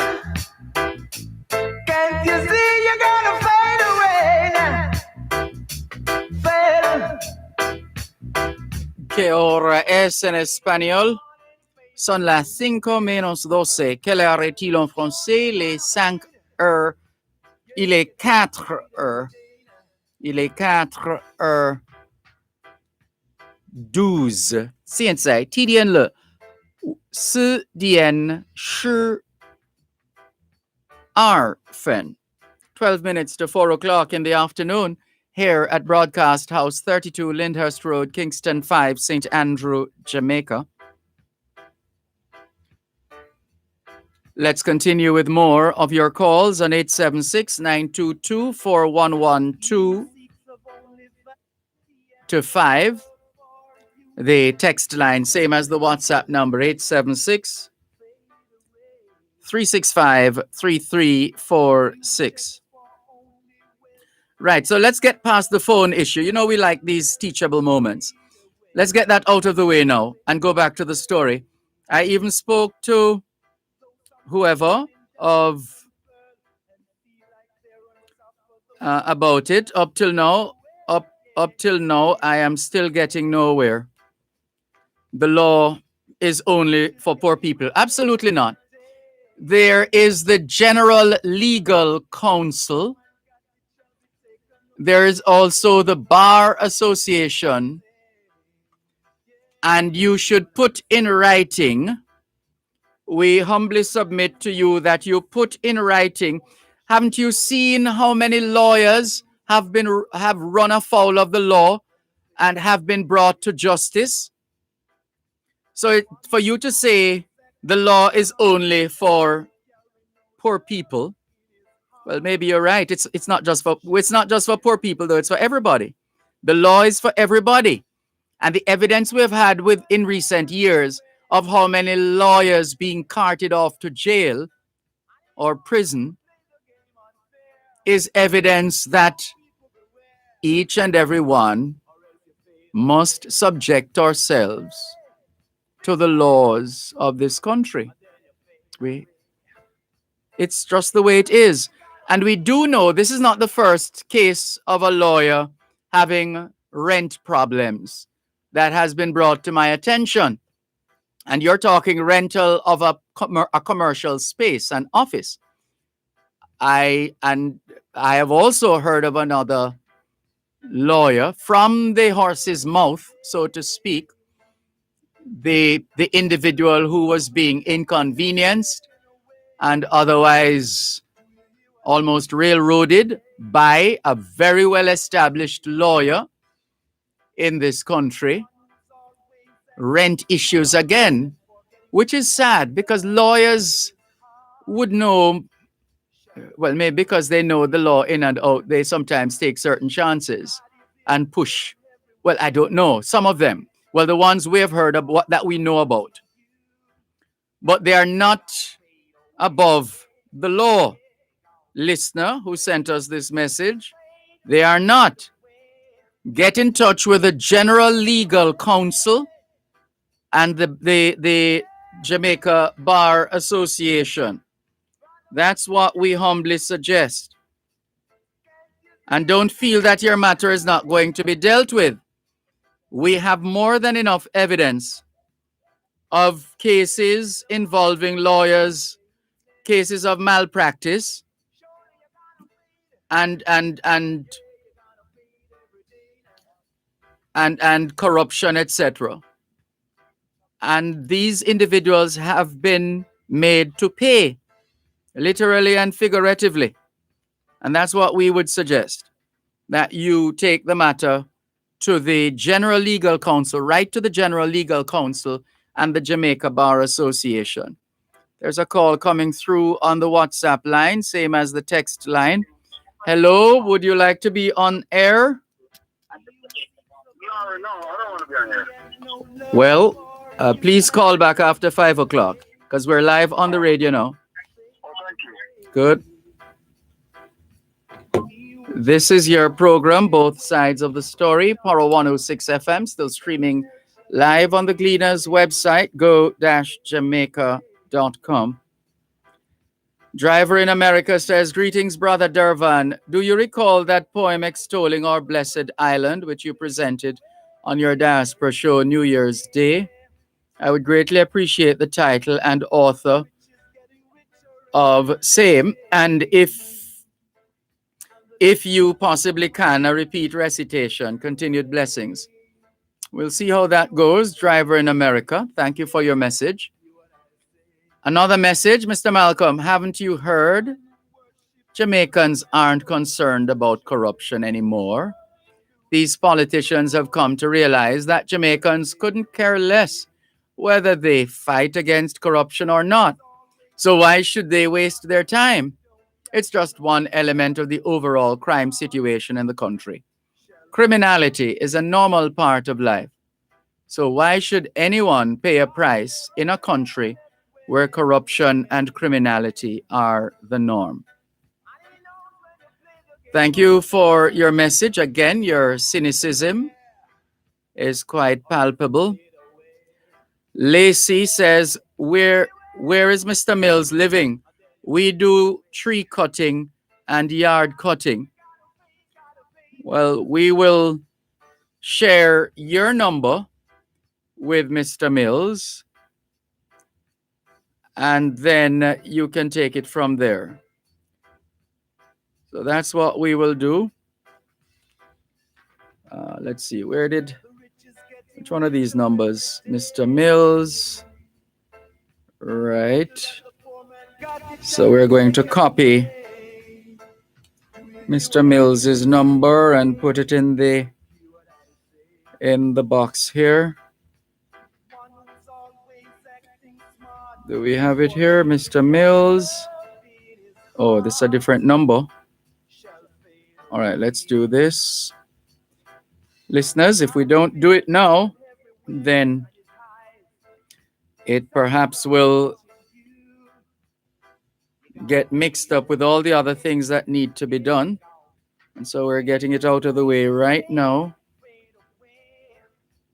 So Mr. Mills, I'm sure you're still listening.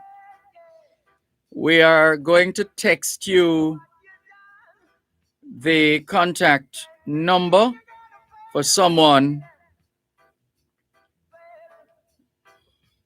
who is indicating that he or she does this kind of work. And therefore, we are going to we're going to send you the number. Here we go now. That's the number. The number of the person. Where's the message? Come back here. Where did the message go? Right, this is it. So we're going to send you the number now, Mr. Mills. Hopefully you're okay with text messages. But if you check your phone in a moment, there will be a notification in a matter of seconds with a number for someone who is telling us, who is responding to your appeal for the cutting of that tree in your yard. So you have the number now, Mr. Mills. Let us know how it goes. Take care. More messages. Let's go to Miss Pearl. She says, Sir D, blessings to you too, Miss Pearl. Another one, good afternoon. Is he selling the table or giving it away? It would appear that Mr. Mills is giving away the table, as he has given away, I think, a bed some time ago, and maybe one or two other items. So I think so, but for clarification, we could send you Mr. Mills's number, and you can find out whether I suspect he's giving it away. That's usually Mr. Mills's style. We remember the family that welcomed the bed that he gave away some time ago. Right. So we're forwarding your number, Mr. Mills, to this person who wants to know if you're giving away the table with the chairs or you are selling it. I doubt you are selling it, but there you go. We just sent you Mr. Mills's details. Here's another one. JUTC, for example, putting people in high position that don't even have the qualifications. But the youths who leave university have to be doing call center jobs. Well, back up there, please. Nothing is wrong with call center jobs. Let's not stigmatize call center jobs, please. There are people now, families, who without these call center jobs would be in dire straits, especially with the impact of COVID-19. So we are grateful for the call center jobs, And we have to be careful how we discriminate against people and their professions in this country. No profession is, we should move away from this thing where a certain profession is beneath us. We have to start somewhere. We have to start somewhere. It doesn't necessarily mean those working in the call center business are going to be there forever and ever, amen, or they're only going to be answering phones and responding to customers forever and ever, amen. We have to start somewhere, and this is where we have to be careful of the mindset. No wonder so many of our young people, as soon as they finish school, whether because that's the end of their time at the school or they were otherwise pushed, they want to drive Benz, BMW, Audi, and they want a house on the hill, etc., etc. Nobody wants to build towards building a future, it would appear. Too many, and it's how we have fashioned the thinking of our children, why we're ending up with that kind of a situation. One moment, please. At Wellington Dental, they offer cleaning, filling, whitening, and other services for the entire family. The time by Wellington Dental is 4 o'clock. The Ministry of Industry, Investment and Commerce presents MIIC Live on both sides of the story with Dervan Malcolm every first and third Thursday at 3:30 p.m. to 4 p.m.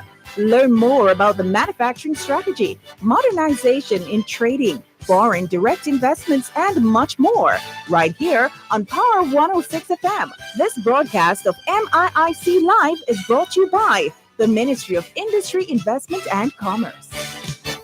The following is a program advisory from Power 106 FM.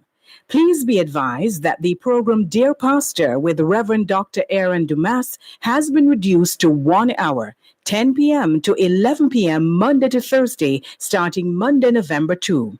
That is Dear Pastor, now 1 hour, 10 p.m. to 11 p.m. Power 106 FM apologizes for any inconvenience this program change may cause. The proceeding was a program advisory from Power 106 FM.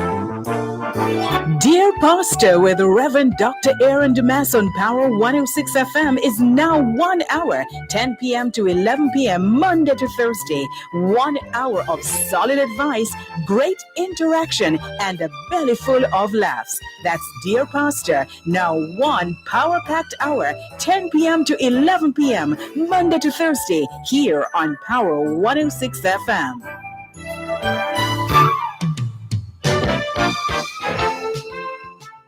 That the poor man got, it shall be taken away. ¿Qué hora es en español? Son las 4:02. Quelle heure est-il en français? Les 4:02. 现在几点了？4点02分. 2 minutes past 4 o'clock in the afternoon here at Broadcast House 32 Lyndhurst Road, Kingston 5, St. Andrew, Jamaica. Have you had a checkup lately? If not, now's a good time. Let's not wait till we get sick to get a checkup. How about that? Checking in with more on your program, Both Sides of the Story, Power 106 FM. Let's complete this message. So we have dealt with the call center jobs issue. A job is a job is a job, especially if it is legitimate, if it is legal, if it is above board. Anything else is a police matter. Right, so this message goes on. Migrating for better, doing call center jobs, migrating for better, or sit on the roadside rubbing out their hands with weed because they can't see better. KMT, Mr. Malcolm, how many years now JUTC is in the media about corruption and no uproar or heads rolling, but they have time to be joking and throwing blame about crime in Parliament the other day. We're battling crime, COVID, and corruption, says this writer. Thank you very much for your message. Here's the thing. First of all, we keep hearing the term about viability they're using in reference to the Jamaica Urban Transit Company, JUTC. Well, can we remind ourselves that all over the world, public transportation is a public good. Public transportation is a public good. What does that mean? It means that no matter what, no matter what is happening with respect to JUTC, the state has a duty to provide public transportation all over the world. We have shared before on this program that the only place in the world where there is a profitably run public transport system is a place called Curitiba in Brazil. Curitiba in Brazil. And to show you how long we've been talking about this, we mentioned this many years ago. And subsequently, when Mike Henry was transport minister, one of the places he went to, I would imagine to learn some lessons, was Curitiba, Brazil, some years ago. However, we have not seen, to this day, the fruits of that trip to Curitiba, Brazil. We don't recall reading of any significant story of a relationship between JUTC and the bus service, public transport service in Curitiba, etc. We don't recall hearing that. So that it's not about viability. If we're thinking, and I hope we're not thinking about profits and profit making where we talk about viability,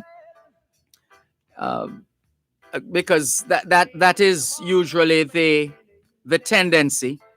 Public transport does not make profit. Public transportation is a public good. It's not a money-making venture. However,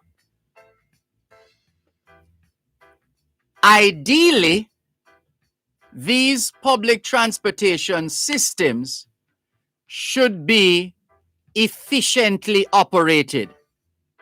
What do we mean by that? Managing the costs associated with running the public transportation business. Managing the costs. In other words, not behaving as if money is growing on trees, where you just rack up all of this debt unnecessarily, in instances unnecessarily, and you can always come to government for more money. No, the management of these public transportation services across the world have a duty to ensure a high level of efficiency in the operations, so that you may not ever make a profit as a public transportation system, but you would be in a position where it is clear, patently clear, that you are running an efficient public transport system. The evidence would be there that you are running an efficient public transport system. What's the rest of the message? Is that everything? Right. And again, what you're talking about Let me see. Corruption, no uproar, heads rolling. Well, we addressed that earlier on. The perennial problem where the Auditor General does his or her job and findings are taken before the Public Accounts Committee and the Public Administration Appropriations and oh gosh, I mix them up sometimes. The public the Public Administration and Appropriations Committee, and people are brought before these committees and they are grilled and drilled, and then the story goes away. It makes the news that evening or maybe the following evening, depending on how long the debate or the meeting goes on in Parliament. And then nothing comes of it. And what we're saying is that there needs to be a total revision, as if we haven't had enough of those, of the entire process, to eventually have a system where we have a before, a during, and an after, which means we'll be able to cauterize the problem sooner rather than later. In other words, instead of cleaning up the mess, we would have prevented the spill in the first place. A lot of work to be done in that arena. Thank you for your message. Here is another, Jennifer. Oh, Mrs. Sybil Thompson wants to talk with me. All right. We have made a note of that. We'll do our best to have a word with her at the earliest opportunity. This one says, me again, Mr. Dervan. When he was my tenant, as I call him answer, what a coincidence. But I'm going pay the 20,000 and going pray for him. My husband got a stroke 3 years ago. Diabetes, high blood pressure, high blood pressure, me, high blood pressure. That's our medication money. And he knows we used to have good conversations. Mr. Dervan, I go and pray for him. Thanks very much for your advice. Never think of that. Well, if you have a problem with any lawyer in this country, the Jamaica Bar Association and the General Legal Counsel, bring the matter to their attention, because they don't play. We have seen the actions that they have taken, disbarring lawyers and otherwise enforcing punitive action. If you're having a problem, if you feel like you're being taken to the cleaners, that you're being fleeced or whatever, report the matter, because they're not joking with the lawyers. They're trying to protect the profession. The Jamaica Bar Association and the General Legal Counsel are protecting the profession, not necessarily the individuals. Not necessarily the individuals, the profession.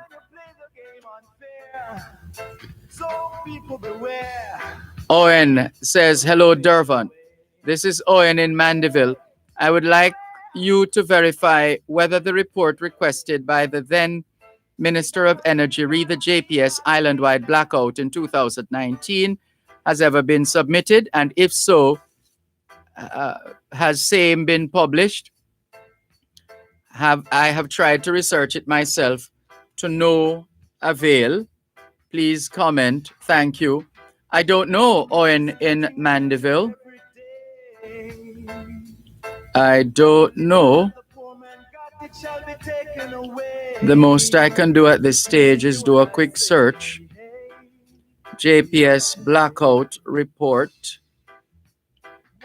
JPS Blackout Report 2019. Let's see what comes up.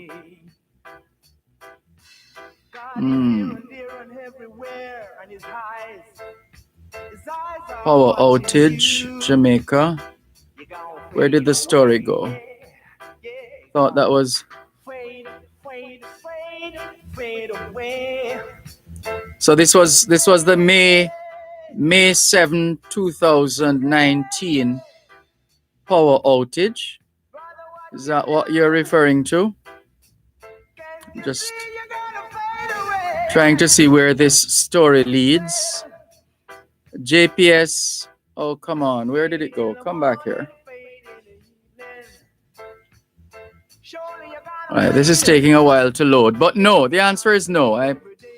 A report would have been submitted, though, under normal circumstances. It is routine for a report to be submitted, I believe, to the OUR and the minister, or the minister and the OUR is copied on it, or both. Yeah, that much I know. It's supposed to be routine.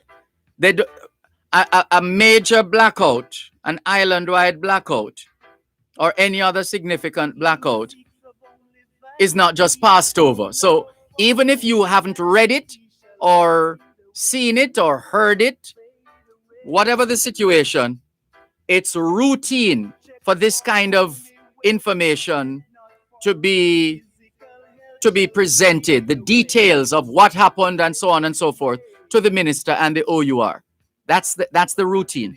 You're listening to Power 106 FM. The time is now 4:15. Farmers, you can now control your fungal diseases with Eradicate, a systemic fungicide from Newport First and Jamaica Limited. Eradicate controls coffee rust, leaf spot, black and yellow cicatoca, early and late blight, powdery and downy mildew, and other fungal diseases on your crops. Get your Eradicate at your nearest farm store or at the Newport First and office, 2A, 2B Worry Wharf Complex. Take back control with Eradicate. The following is a program advisory from Power 106 FM. Please be advised that the program Dear Pastor with Reverend Dr. Aaron Dumas has been reduced to 1 hour, 10 p.m. to 11 p.m. Monday to Thursday, starting Monday, November 2. That is Dear Pastor, now 1 hour, 10 p.m. to 11 p.m. Power 106 FM apologizes for any inconvenience this program change may cause. The proceeding was a program advisory from Power 106 FM. Tune in this and every Tuesday at 3:30 p.m. for Kids Connect during both sides of the story with Dervan Malcolm. Join us in a series of discussions on the care and protection of our children. We also invite children to call in and voice their concerns. Kids Connect is brought to you by the Child Protection and Family Services Agency, CPFSA. Every child deserves protection. That's a discussion program on the care and protection of our children. Kids Connect during both sides of the story at 3:30 p.m. this and every Tuesday, right here on Power 106 FM. Shall be taken away. Do you hear what I say? Que hora es en espagnol? Son las 4:17. Quelle heure est-il en français? Les 4:17. 现在几点了？4点17分. 17 minutes past 4 o'clock in the afternoon here at Broadcast House, 32 Lyndhurst Road, Kingston 5, St. Andrew, Jamaica. Have you done your homework yet? If not, now is a good time. Yes, young people, we know it's a Friday, but you know what we always say? Have some fun doing the homework now so you can have some more fun this weekend. How about that? And as we always say, young people, socialization makes you educable, education makes you trainable, training makes you employable, and the right attitude makes you successful. Homework time, young people. Let's continue. Clarky Bless in Hunstown, St. Mary, says, good afternoon, Mr. Malcolm. Happy Friday to you and your listeners. Mr. Malcolm, the suspension of flight by the Canadian government to the Caribbean islands, including Jamaica, is another blow to our tourism industry. At the same time, it was said by the finance minister that the revenue shortfall this financial year is more than $72 billion, another blow to the Jamaican economy. Interesting days ahead. Let us all prepare to make our contribution to rebuild. Clarky Bless, Hunstown, St. Mary. Thank you for your message. Well, that's the understatement of the year. We generally, we have an idea of what's been happening on account of COVID-19. There are certain projections based on current trends, and it really is a study in forecasting, in projecting, in planning. This is testing everybody.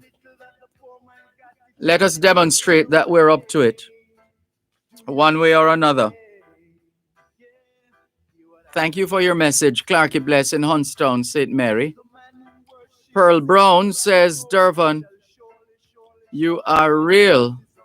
1963, my teacher in primary school told me, no work is degrading as long as you're making your honest bread. I will never forget it. I will never forget. If cleaning the street, do it well, save your money. One day you can own many trucks that move the garbage, send your picnic to the best school, have a good life. Make sure you know God. Make sure you know God real. I tell you, sir, to come run this country for me. You're very kind, Miss Pearl. We serve our country in different ways. There are those who serve by pursuing the leadership or the political directorate and ultimately the leadership of this country. There are those who serve in our hospitals or hotels or police service, army, etc. Those in sanitation, etc. Look at it now. The sanitation workers should really be getting some serious money now, because this is sanitation and sanitization. In this time, there is a demand, and we know, we learned in economics at school, A-level accounts, A-level economics, and we did A-level accounts as well, accounts and economics. We learned that we have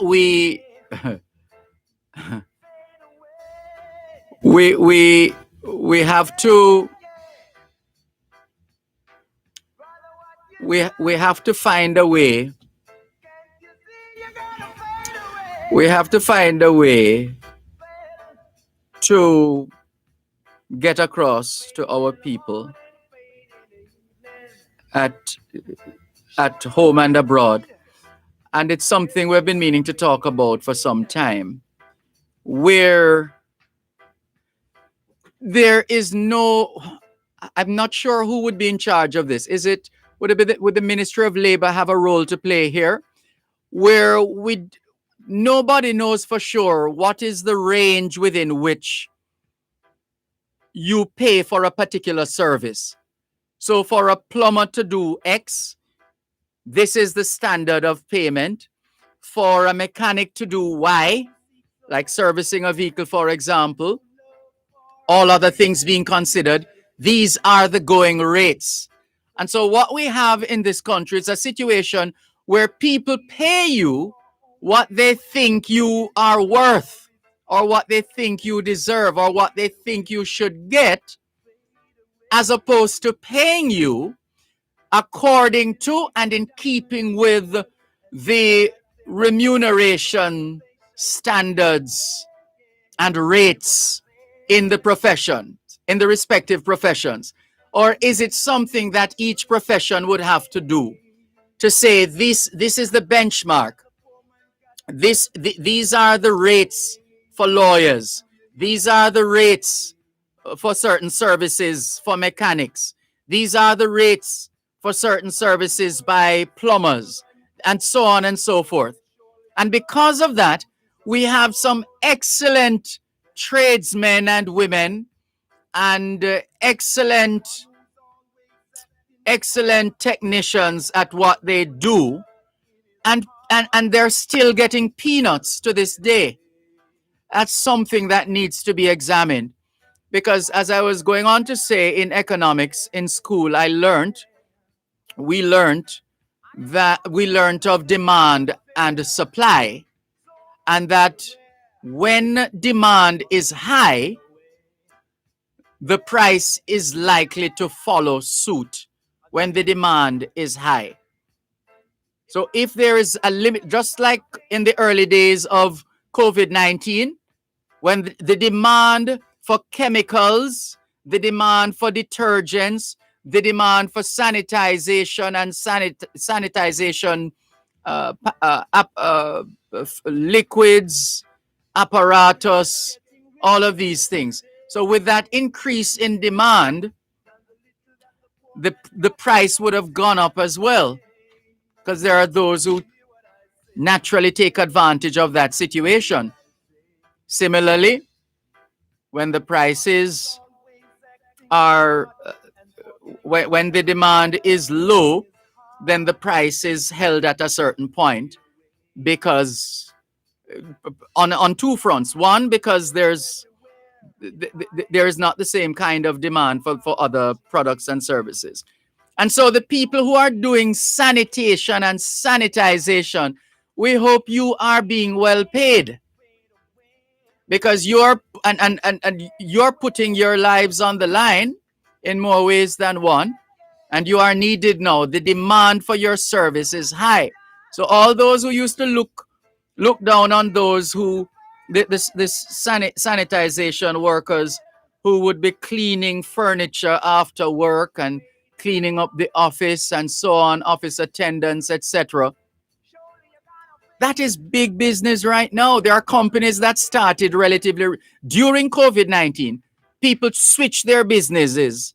People switched. Some of them just decided to switch to selling chemicals and switch to employing or helping people to find qualified, suitable sanitization workers, etc. Big business. Right. So let's be mindful of that. And this follow-up message, just before we take another call, says, sorry, I'm not bashing call center jobs, Mr. Malcolm, but I would like to see more manufacturing jobs, hands-on, like car factories, building cars, and more technology companies for the youths today. We're heading into a technological world. We're not heading, we're there, where young people love gadgets and so on. Hope you understand what I'm saying. I do understand. It's just that I try not to miss a teachable moment. Let's go to the phone lines. 876-922-4112-5. Good afternoon. Thanks for calling. Oh, you know, Malcolm? I'm giving thanks for life. And you? Yeah, but not too bad, you know. My head above the water still. You know that road, the right Kansas Spring Road, and it got like a junction right on Charlotte Road. Right, it almost in front of the market up. Yes. Oh, that road, it is Olivier or Oliver Road, sir? It's French. It's named for Sidney Olivier, a former governor of Jamaica. If so you it's didn't say, Olivier. Mm-hmm. If you never said that, I wouldn't know that you're a French governor, because I knew of a man by the name of Sir Lawrence Olivier. Yes. And I have read the book in second form, Oliver Twist, by, where the guy in America, the name, what's his name? Who's that? But I don't remember his name. I'll tell you the another time. What I want to talk to you about, yes. You don't think anybody, Mr. Malcolm, will make I would say, a nice statement, but people can't do English at Jamaica. That is a kind of rubbish, Mr. Malcolm. You don't think so? What? Jamaica people don't know English, as I heard you read a text the other day. Yeah, well, that obviously would have been an exaggeration. Exactly, because from even the 90s and 80s, come up, you have these massive call center. You know that the call center are projected to grow much more 60,000 in Jamaica if whenever they are the answer of COVID. Yes. And boy, some of these people, them not think when them go on the phone, you know. They just don't think. But I wanted to ask you again, but That is just what I want to talk to you about. But next time I'll call you again. Sure, please do. All the best. Okay, Mr. Malcolm. God go with you. You too. Take care. All right. This is your program, Both Sides of the Story, Paro 106 FM. Still streaming live on the Gleaners website, go-jamaica.com. Here's Raskava coming through on our text line, same as the WhatsApp number, and a straight line to the studio. Raskava. Yes, sir. Good day to you. Good day to you too. Give thanks, you put in a word for the sanitizers. However, our most important workers are the scavengers. A very disrespectful word for people to call them. The ones who are keeping our street clean of all the nastiness that people feel to throw down and dump on the street. And they are not treated as how they should. Repayment or clothing, protective gear that they should be using. They have One moment, please. He who seeks of only vanity and no love. You're listening to Power 106 FM. The time is now 4:30. Exercise. Go ahead. Work up a sweat and increase endorphins, the body's feel-good chemicals. This mental health tip was brought to you by the Ministry of Health and Wellness. How can you make your business thrive in the new normal? By using the most powerful IT solutions from Digicel Business Hub to optimize your business operations. High-speed Wi-Fi, mobile and office phones, IT security, Microsoft Office with Teams, and much more. Get Digicel Business Hub, world-class IT from just $399 USD a month for 5 users. Visit us today on www.digicelbusiness.com. It's the most wonderful time of the year, and One Spot Media has a special gift for you and your family. Enjoy a 30% discount on our 6-month subscription plan and receive the gift of Jamaica's most authentic television and radio channels. Yup, you heard us correctly. Enjoy a 30% discount when you purchase a 6-month subscription plan from One Spot Media. Simply log into onespotmedia.com. Select the 6-month subscription plan and click subscribe. Offer ends January 31, so don't hesitate. Subscribe now and let One Spot Media connect you with home. Listen to the story of the Jamaican diaspora on Diaspora Check-In every Wednesday at 4:30 p.m. during Both Sides of the Story with host Dervan Malcolm, the story of Jamaicans at home and abroad. That's Diaspora Check-In every Wednesday during Both Sides of the Story, brought to you by GK Western Union. Receive money directly into your bank account today. The following is a program advisory from Power 106 FM. Please be advised that the program Dear Pastor with Reverend Dr. Aaron Dumas has been reduced to 1 hour, 10 p.m. to 11 p.m. Monday to Thursday, starting Monday, November 2. That is Dear Pastor, now 1 hour, 10 p.m. to 11 p.m. Power 106 FM apologizes for any inconvenience this program change may cause. The proceeding was a program advisory from Power 106 FM. God is here and there and everywhere. ¿Qué hora es en español? Son las 5 menos 28. Quelle heure est-il en français? Les 5 heures moins 28. 现在几点了？5点cha shir ba fen. 28 minutes to 5 o'clock in the afternoon here at Broadcast House, 32 Lyndhurst Road, Kingston 5, St. Andrew, Jamaica. Do you know where your children are? Are they where they're supposed to be? Doing what they're supposed to be doing? It's a good time to check up on the children. A good time for us to continue with more on your program, Both Sides of the Story, Power 106 FM. Raskava, you were referring to scavengers? No, the people who sweep the street, they are not scavengers, that them call them so. And that's very disrespectful. Oh, I was wondering about that. Yeah, of course. But they're the people who sweep the streets. I've never referred to anybody who sweep the street as a scavenger. They're street sweepers. Yeah, they are the ones who keep the city clean. And I don't know why they would describe them as that in their book. But technically speaking, though, it's an outdated term. Back in the days, that's how they used to be referred to. It's rather archaic. It goes way back. It's the chew the junk or clean up all kind of sitting on the hog and the dog. And then they categorize them with when they come up with that name. Yeah, well, the original the another meaning of scavenger would be an animal who feeds on dead plant material, refuse, carcasses, etc. Yes. No, but as I hear the ads a while ago before I move on, I would make another suggestion to the things where I would tell them if you don't do it already.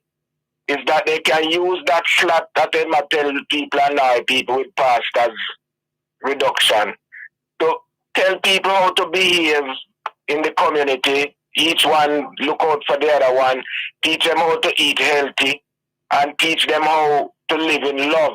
That would make a more beneficial advertisement. Carry it as half as you carry this, and your program will be loved and supported more. You them a turn off people and fight by this. You see, what they do in some of the municipalities, they subcontract the street cleaning to a contractor. No, they contract the street cleaning to a contractor who subcontract it to other little men who sweeps and clean up all the things. And they don't, that contractor don't give them the gear, they don't get coverall. Sometimes the rake used them right to the nook. They don't get gloves, they don't get boots. And what I'm saying, we don't compare with the spell propaganda. And there's no one to talk out for those persons because they are just contractors and then they can't get permanency on that job. Any little thing, they can just fire them without redress or anything. And they are the most important public worker that they should have been in the country. If you live in a nasty, dirty country, then you cannot say you're going to be living in a disease-free country.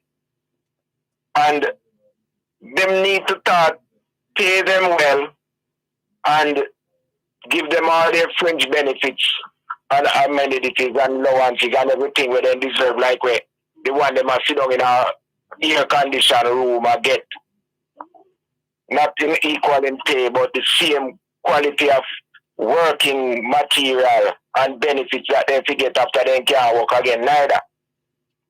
And in America, Virgin is one of them the high paid job, Oh yes, those who work in the field of sanitation in the US are very well paid actually.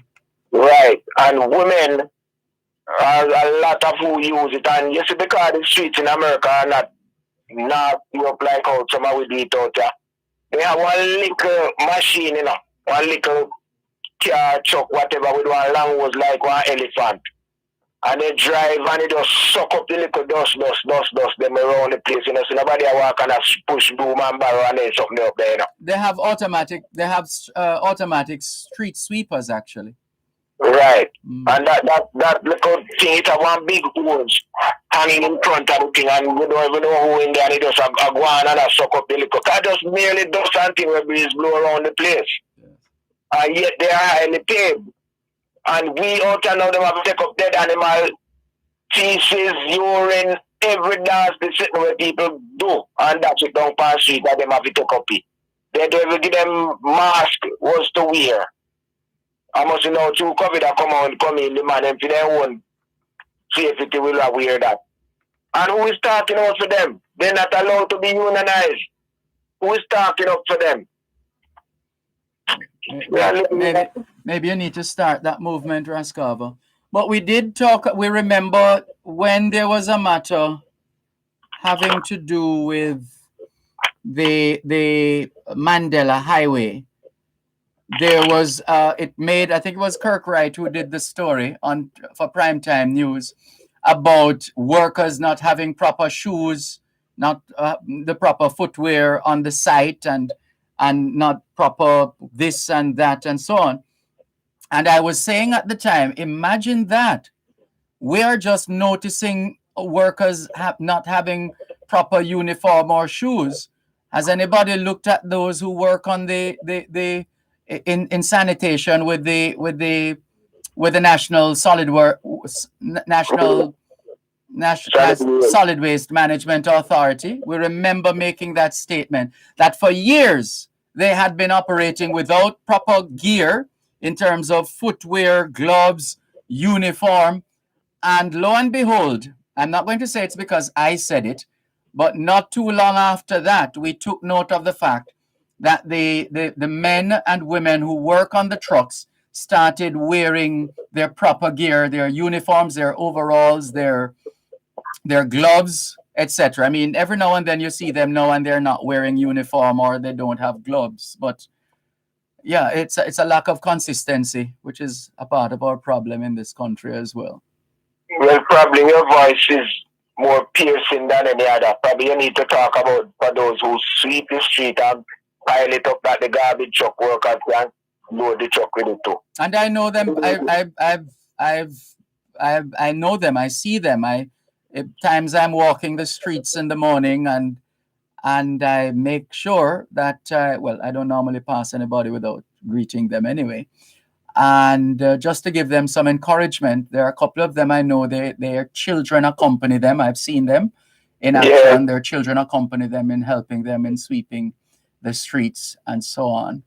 Sometimes there are women out there with them because it's just a knitted family, and that need to be encouraged by paying them well. Yes, and I did see one morning. I felt it for him. One of the street sweepers. And I'm saying, but in the rain, he was out there still cleaning up in the rain, and he wasn't using an umbrella either. Right. That's the kind of commitment to the work that they have. Yeah, and we are ungrateful to them. We scorn them sometimes and scoff at them. And don't remember that if without them, we would not be able to walk on the street. Yes. Anyway, give thanks again, we get to that after from the chest, Thank you for the call. Okay. All the best. This is your program, Both Sides of the Story, Power 106 FM, still streaming live on the Gleaners website, go-jamaica.com, live on your smart devices all over the world, and taking your calls on 876-922-4112-5, 876-922-4112-5. Good afternoon to all street sweepers across Jamaica. Driver in America says scavengers, typical Jamaican condescension. Sanitation workers, they are. Thank you. And this one, cut the tree. Oh, let's go back to the phone lines. There's another message with respect to cutting. Mr. Mills requests recutting a tree in his yard. All right, we'll share the message. Thank you. Hello, good afternoon. Good afternoon. Hello. Hello. Good afternoon. Thanks for calling. Go ahead, please. Yes, sir. Good afternoon. With respect to the public cleansing workers, I think a lot of credit have to be given to Mr. Gordon, the head of that NSWMA. I think he's the one who was really brought those changes since he became the head of the business. Well, more power to him and his team. I can say so because I know for myself. I at one point I was working with the company, and I know that for years nothing changed in terms of that kind of welfare of the workers, So that's why I thought I would just give some ideas as to how it came about. Really have to give him credit for it. Thank you very much for that information. And it was I who sent you that post about the JPS All Island blackout of 2019. Yes. Yeah, like I said in the message that I tried to do a bit of research as to whether that report was really made. I checked quite a few areas, and I couldn't find anything, which your cursory checking didn't find anything either. Yeah, well, I was checking, but the thing is, it's routine. You don't have a major blackout, and there's not a report on the desk of the minister and the director general of the Office of Utilities Regulation. Right. It just doesn't happen. Okay, I understand that. Yes. But I am saying, I remember when it happened. As a matter of fact, if you recall, there was a murder of a major mandible businessman, Mr. Meikle, on that same night. And, you know, my interest then was as if, you know, when I remember it, I said, but I haven't heard, I've never heard I've never read anything of the report after the minister requested the report. But is it that she requests the report and it comes in and we don't hear anything more about it? We can always speculate on that count, but we know that it is routine. If there is a major blackout, a major problem with JPS, there is a report that follows it. They can't just leave it hanging. They can't leave it hanging. You know, Mr. Malcolm. One moment, please. One moment.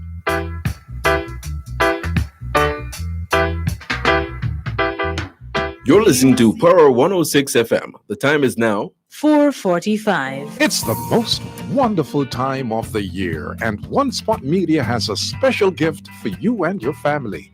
Enjoy a 30% discount on our 6-month subscription plan and receive the gift of Jamaica's most authentic television and radio channels. Yup, you heard us correctly. Enjoy a 30% discount when you purchase a 6-month subscription plan from One Spot Media. Simply log into onespotmedia.com, select the 6-month subscription plan, and click subscribe. Offer ends January 31, so don't hesitate. Subscribe now and let One Spot Media connect you with home. The following is a program advisory from Power 106 FM. Please be advised that the program Dear Pastor with Reverend Dr. Aaron Dumas has been reduced to 1 hour, 10 p.m. to 11 p.m. Monday to Thursday, starting Monday, November 2. That is Dear Pastor, now 1 hour, 10 p.m. to 11 p.m. Power 106 FM apologizes for any inconvenience this program change may cause. The proceeding was a program advisory from Power 106 FM. God is here and there and everywhere. Que hora es en espagnol? Son las 5 menos 14. Quelle heure est-il en français? Les 5 heures moins 14. 现在几点了？5点14分. 14 minutes to 5 o'clock in the afternoon here at Broadcast House, 32 Lyndhurst Road, Kingston 5, St. Andrew, Jamaica. Good afternoon to all working Jamaicans tuned into both sides of the story here on Power 106 FM. It's a good time for us to ask ourselves, how productive have we been today? How productive have we been today? Let's continue with more on your program, Both Sides of the Story. Still streaming live on the Gleaners website, go-jamaica.com, live on your smart devices all over the world. Let's continue. 876-922-4112, 876-922-4113, 876-922-4114, and 876-922-4115. Are you still there? Hello? Owen is still here. Yes, sir. Yes, sir, Malcolm. Yeah, I was just, I was just checking because, I mean, I have tried to get some information on it, apart from calling the Ministry of Science, Energy, and OUR. But I have been... You can do more than that, actually. You can use the Access to Information Act to get the information if you feel that strongly about it. Okay. Well, I thought it would be public interest. That's why I raised it. Because a lot of times things, ministers call for reports and they never come forward. Even if they come to hand, you never hear anything more about them after the thing happens. And even if it's made available, they may or may not have to redact the document. because there know. might be sensitive information contained therein. Yeah. Okay. Well, you know, these things happen, and we never hear anything more about it after the 9 days pass. That's why I've been trying to follow up on it. Anyway. Yeah. Thank you for your for reading my message and for taking my call. Sure, no problem. Thanks for calling. Good. Take care. This is your program, Both Sides of the Story, Power 106 FM. Hello, good afternoon. Thanks for calling. Yeah, we are going, Mr. Malcolm. What I wanted to speak to you about, what I wanted really to talk to you about is about the Caribbean examination. So, you know, I think probably it's time of Jamaica try to look somewhere about these examinations, because we are the best from Barbados, you know. And this is not really it's a Barbados examination, you know, Mr. Malcolm. You know that? A Barbados examination. Then, you know, Barbados, it come out, them all of the money and everything I forgot to Mr. Malcolm. Yeah, it's a Caribbean examination. Well, but it has to it has to come out of somewhere. It can't come out of all what's it? I've lost count. The number of CARICOM states. Well, I think there are some problem with that. Every year different problem. Look at a year and about not this year before, Mr. Malcolm. But something they can't get an examination and they might tell them all kind of things. And a lot of them will not be able to even go to university. There's a class action suit that is now in place. But some students. That is in Barbados, so it is going to affect Jamaica. No, but whoever wants to take out class action against CXC can do that.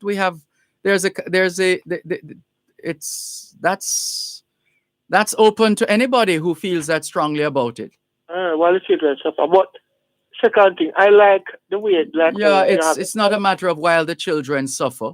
If we cannot, when we seek justice, we must do justice. So we can't be bawling out justice and then we want to approach justice in an injudicious way. It doesn't follow. I understand you, Mr. Malcolm, but they are going about it in a nonchalant kind of way for a very long time now. In your opinion? Not in my opinion. It's a fact, Mr. Malcolm. I am not making any opinion really. No, not because you say something is means that it is. I know that too, Mr. Malcolm. So you just expressed an opinion. Well, if you want to call it that, you know, I won't have any problem with it. What it is. But secondly, I know the International Baccalaureate examination that they do for private and some other private schools. I think that would have reached a far away than the CXC, you know. There you go again. That's another opinion expressed, and you're free to your opinion. There you go. Well, Mr. Malcolm, when an ambassador send his child go for priory, and I'm reaching a Prairie, technically speaking, Prairie is no more. I'm talking about. And he is free so to send his child wherever he or she wants to send his or her child. Well, Mr. Malcolm, I think I'm just a tad bit combative on this. Not at all. I'm. This is both sides of the story. I have to manage the program, and that's exactly what I'm doing, managing the program. People are free to do whatever they want to do. People are free to be whatever they want to be, as long as, listen up, as long as that freedom does not infringe on another person's freedom. Yes, Mr. Malcolm, and before I go, the term scavenger, that term was probably long gone, so I don't know, probably had a century. People just don't call these people scavengers. Everybody I've never heard anybody referring to our street balance sweepers always come with some cockamania. But maybe he expressed himself just as how you're expressing yourself. But I'm of the opinion there's a lot of it comes on this program a lot of time, you know, Mr. Malcolm, and just don't even speak things in a kind of way that gives any clarity. No, he has his way of expressing himself, just as you have your way of expressing yourself. Yeah, and I thank you, but I didn't expect that you would be defending me. Defending who? Defending who? This is both sides of the story. Yes, Mr. Malcolm. This is both sides of the story. Yes, Mr. Malcolm. Could you enjoy your weekend, sir? I thank you very much. And you too. All the best. God go with you, sir. And also with you. Take care. Yeah. This is your program, Both Sides of the Story, Poro 106 FM. Still streaming live on the Gleaners website, go-jamaica.com. When you seek justice, do justice. Or as you seek justice, do justice. Let's see some more messages. Rose Harris says, hi, Dervan. Enjoying the program. Keep up the good work. Love to everyone from the UK. All the best to you, Rose Harris. Thank you very much for your message. Let's go to the text line, which is the same as the WhatsApp number. Oh, who is this now? My number is, good day, sir. I need a table. Could I get Mr. Mills' number? Thanks. I'm Trevor. All right, Trevor. Let's see if we can get the number to you in just a moment. How do we? Yeah, let's do this.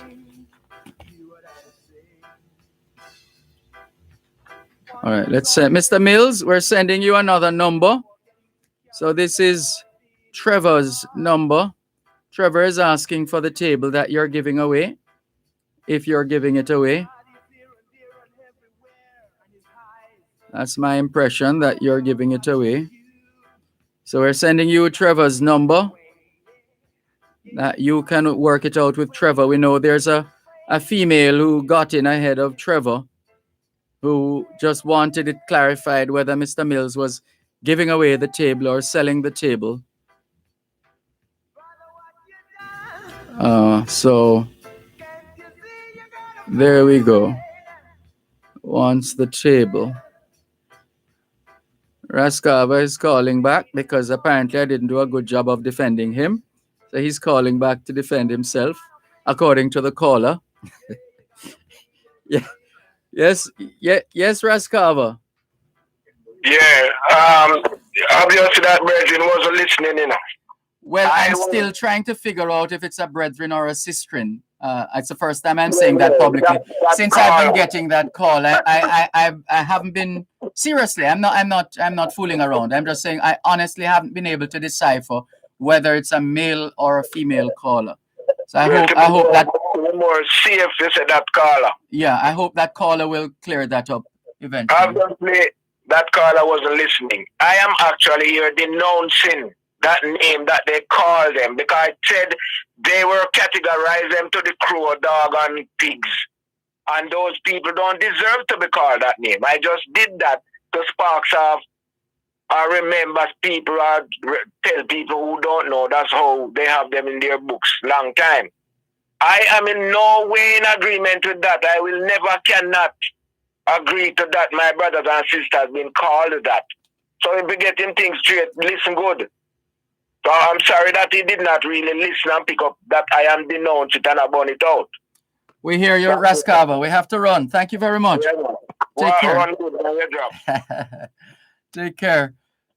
Can we thank you once again for the privilege of serving you on yet another edition of your program, Both Sides of the Story, for today, Friday, the 29th of January, 2021. The moving finger writes, and having writ moves on, nor all your piety nor wit shall lure it back to cancel half a line, nor all your tears wash out a word of it. All things being well, Both Sides of the Story returns Monday afternoon, 2 to 5. Till then, this is Dervan Malcolm, encouraging those of you who are early risers on a Saturday morning to join us on the Jamaican Diaspora Live Online tomorrow morning, 6 to 9. If not, we'll catch you on Monday. Till then, Dervan Malcolm reminding all of us that every day is an opportunity to do better than yesterday. Have a safe weekend.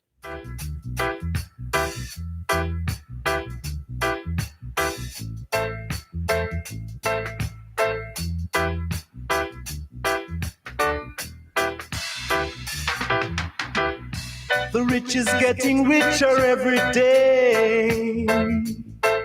And the little that the poor man got, it shall be taken away. Do you hear what I say? Hey, hear what I say. One who's always acting smart and forgetting to carry love in his heart shall fade away. God is here and there and everywhere, and his eyes are watching you. You're gonna fade away, yeah, yeah, you're gonna fade, fade, fade, fade away, fade away, yeah, yeah. Brother, what you done? Can't you see you're gonna fade away now?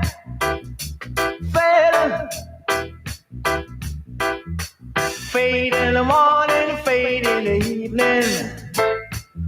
Surely you're gonna fade. Yeah, you're gonna fade every day now.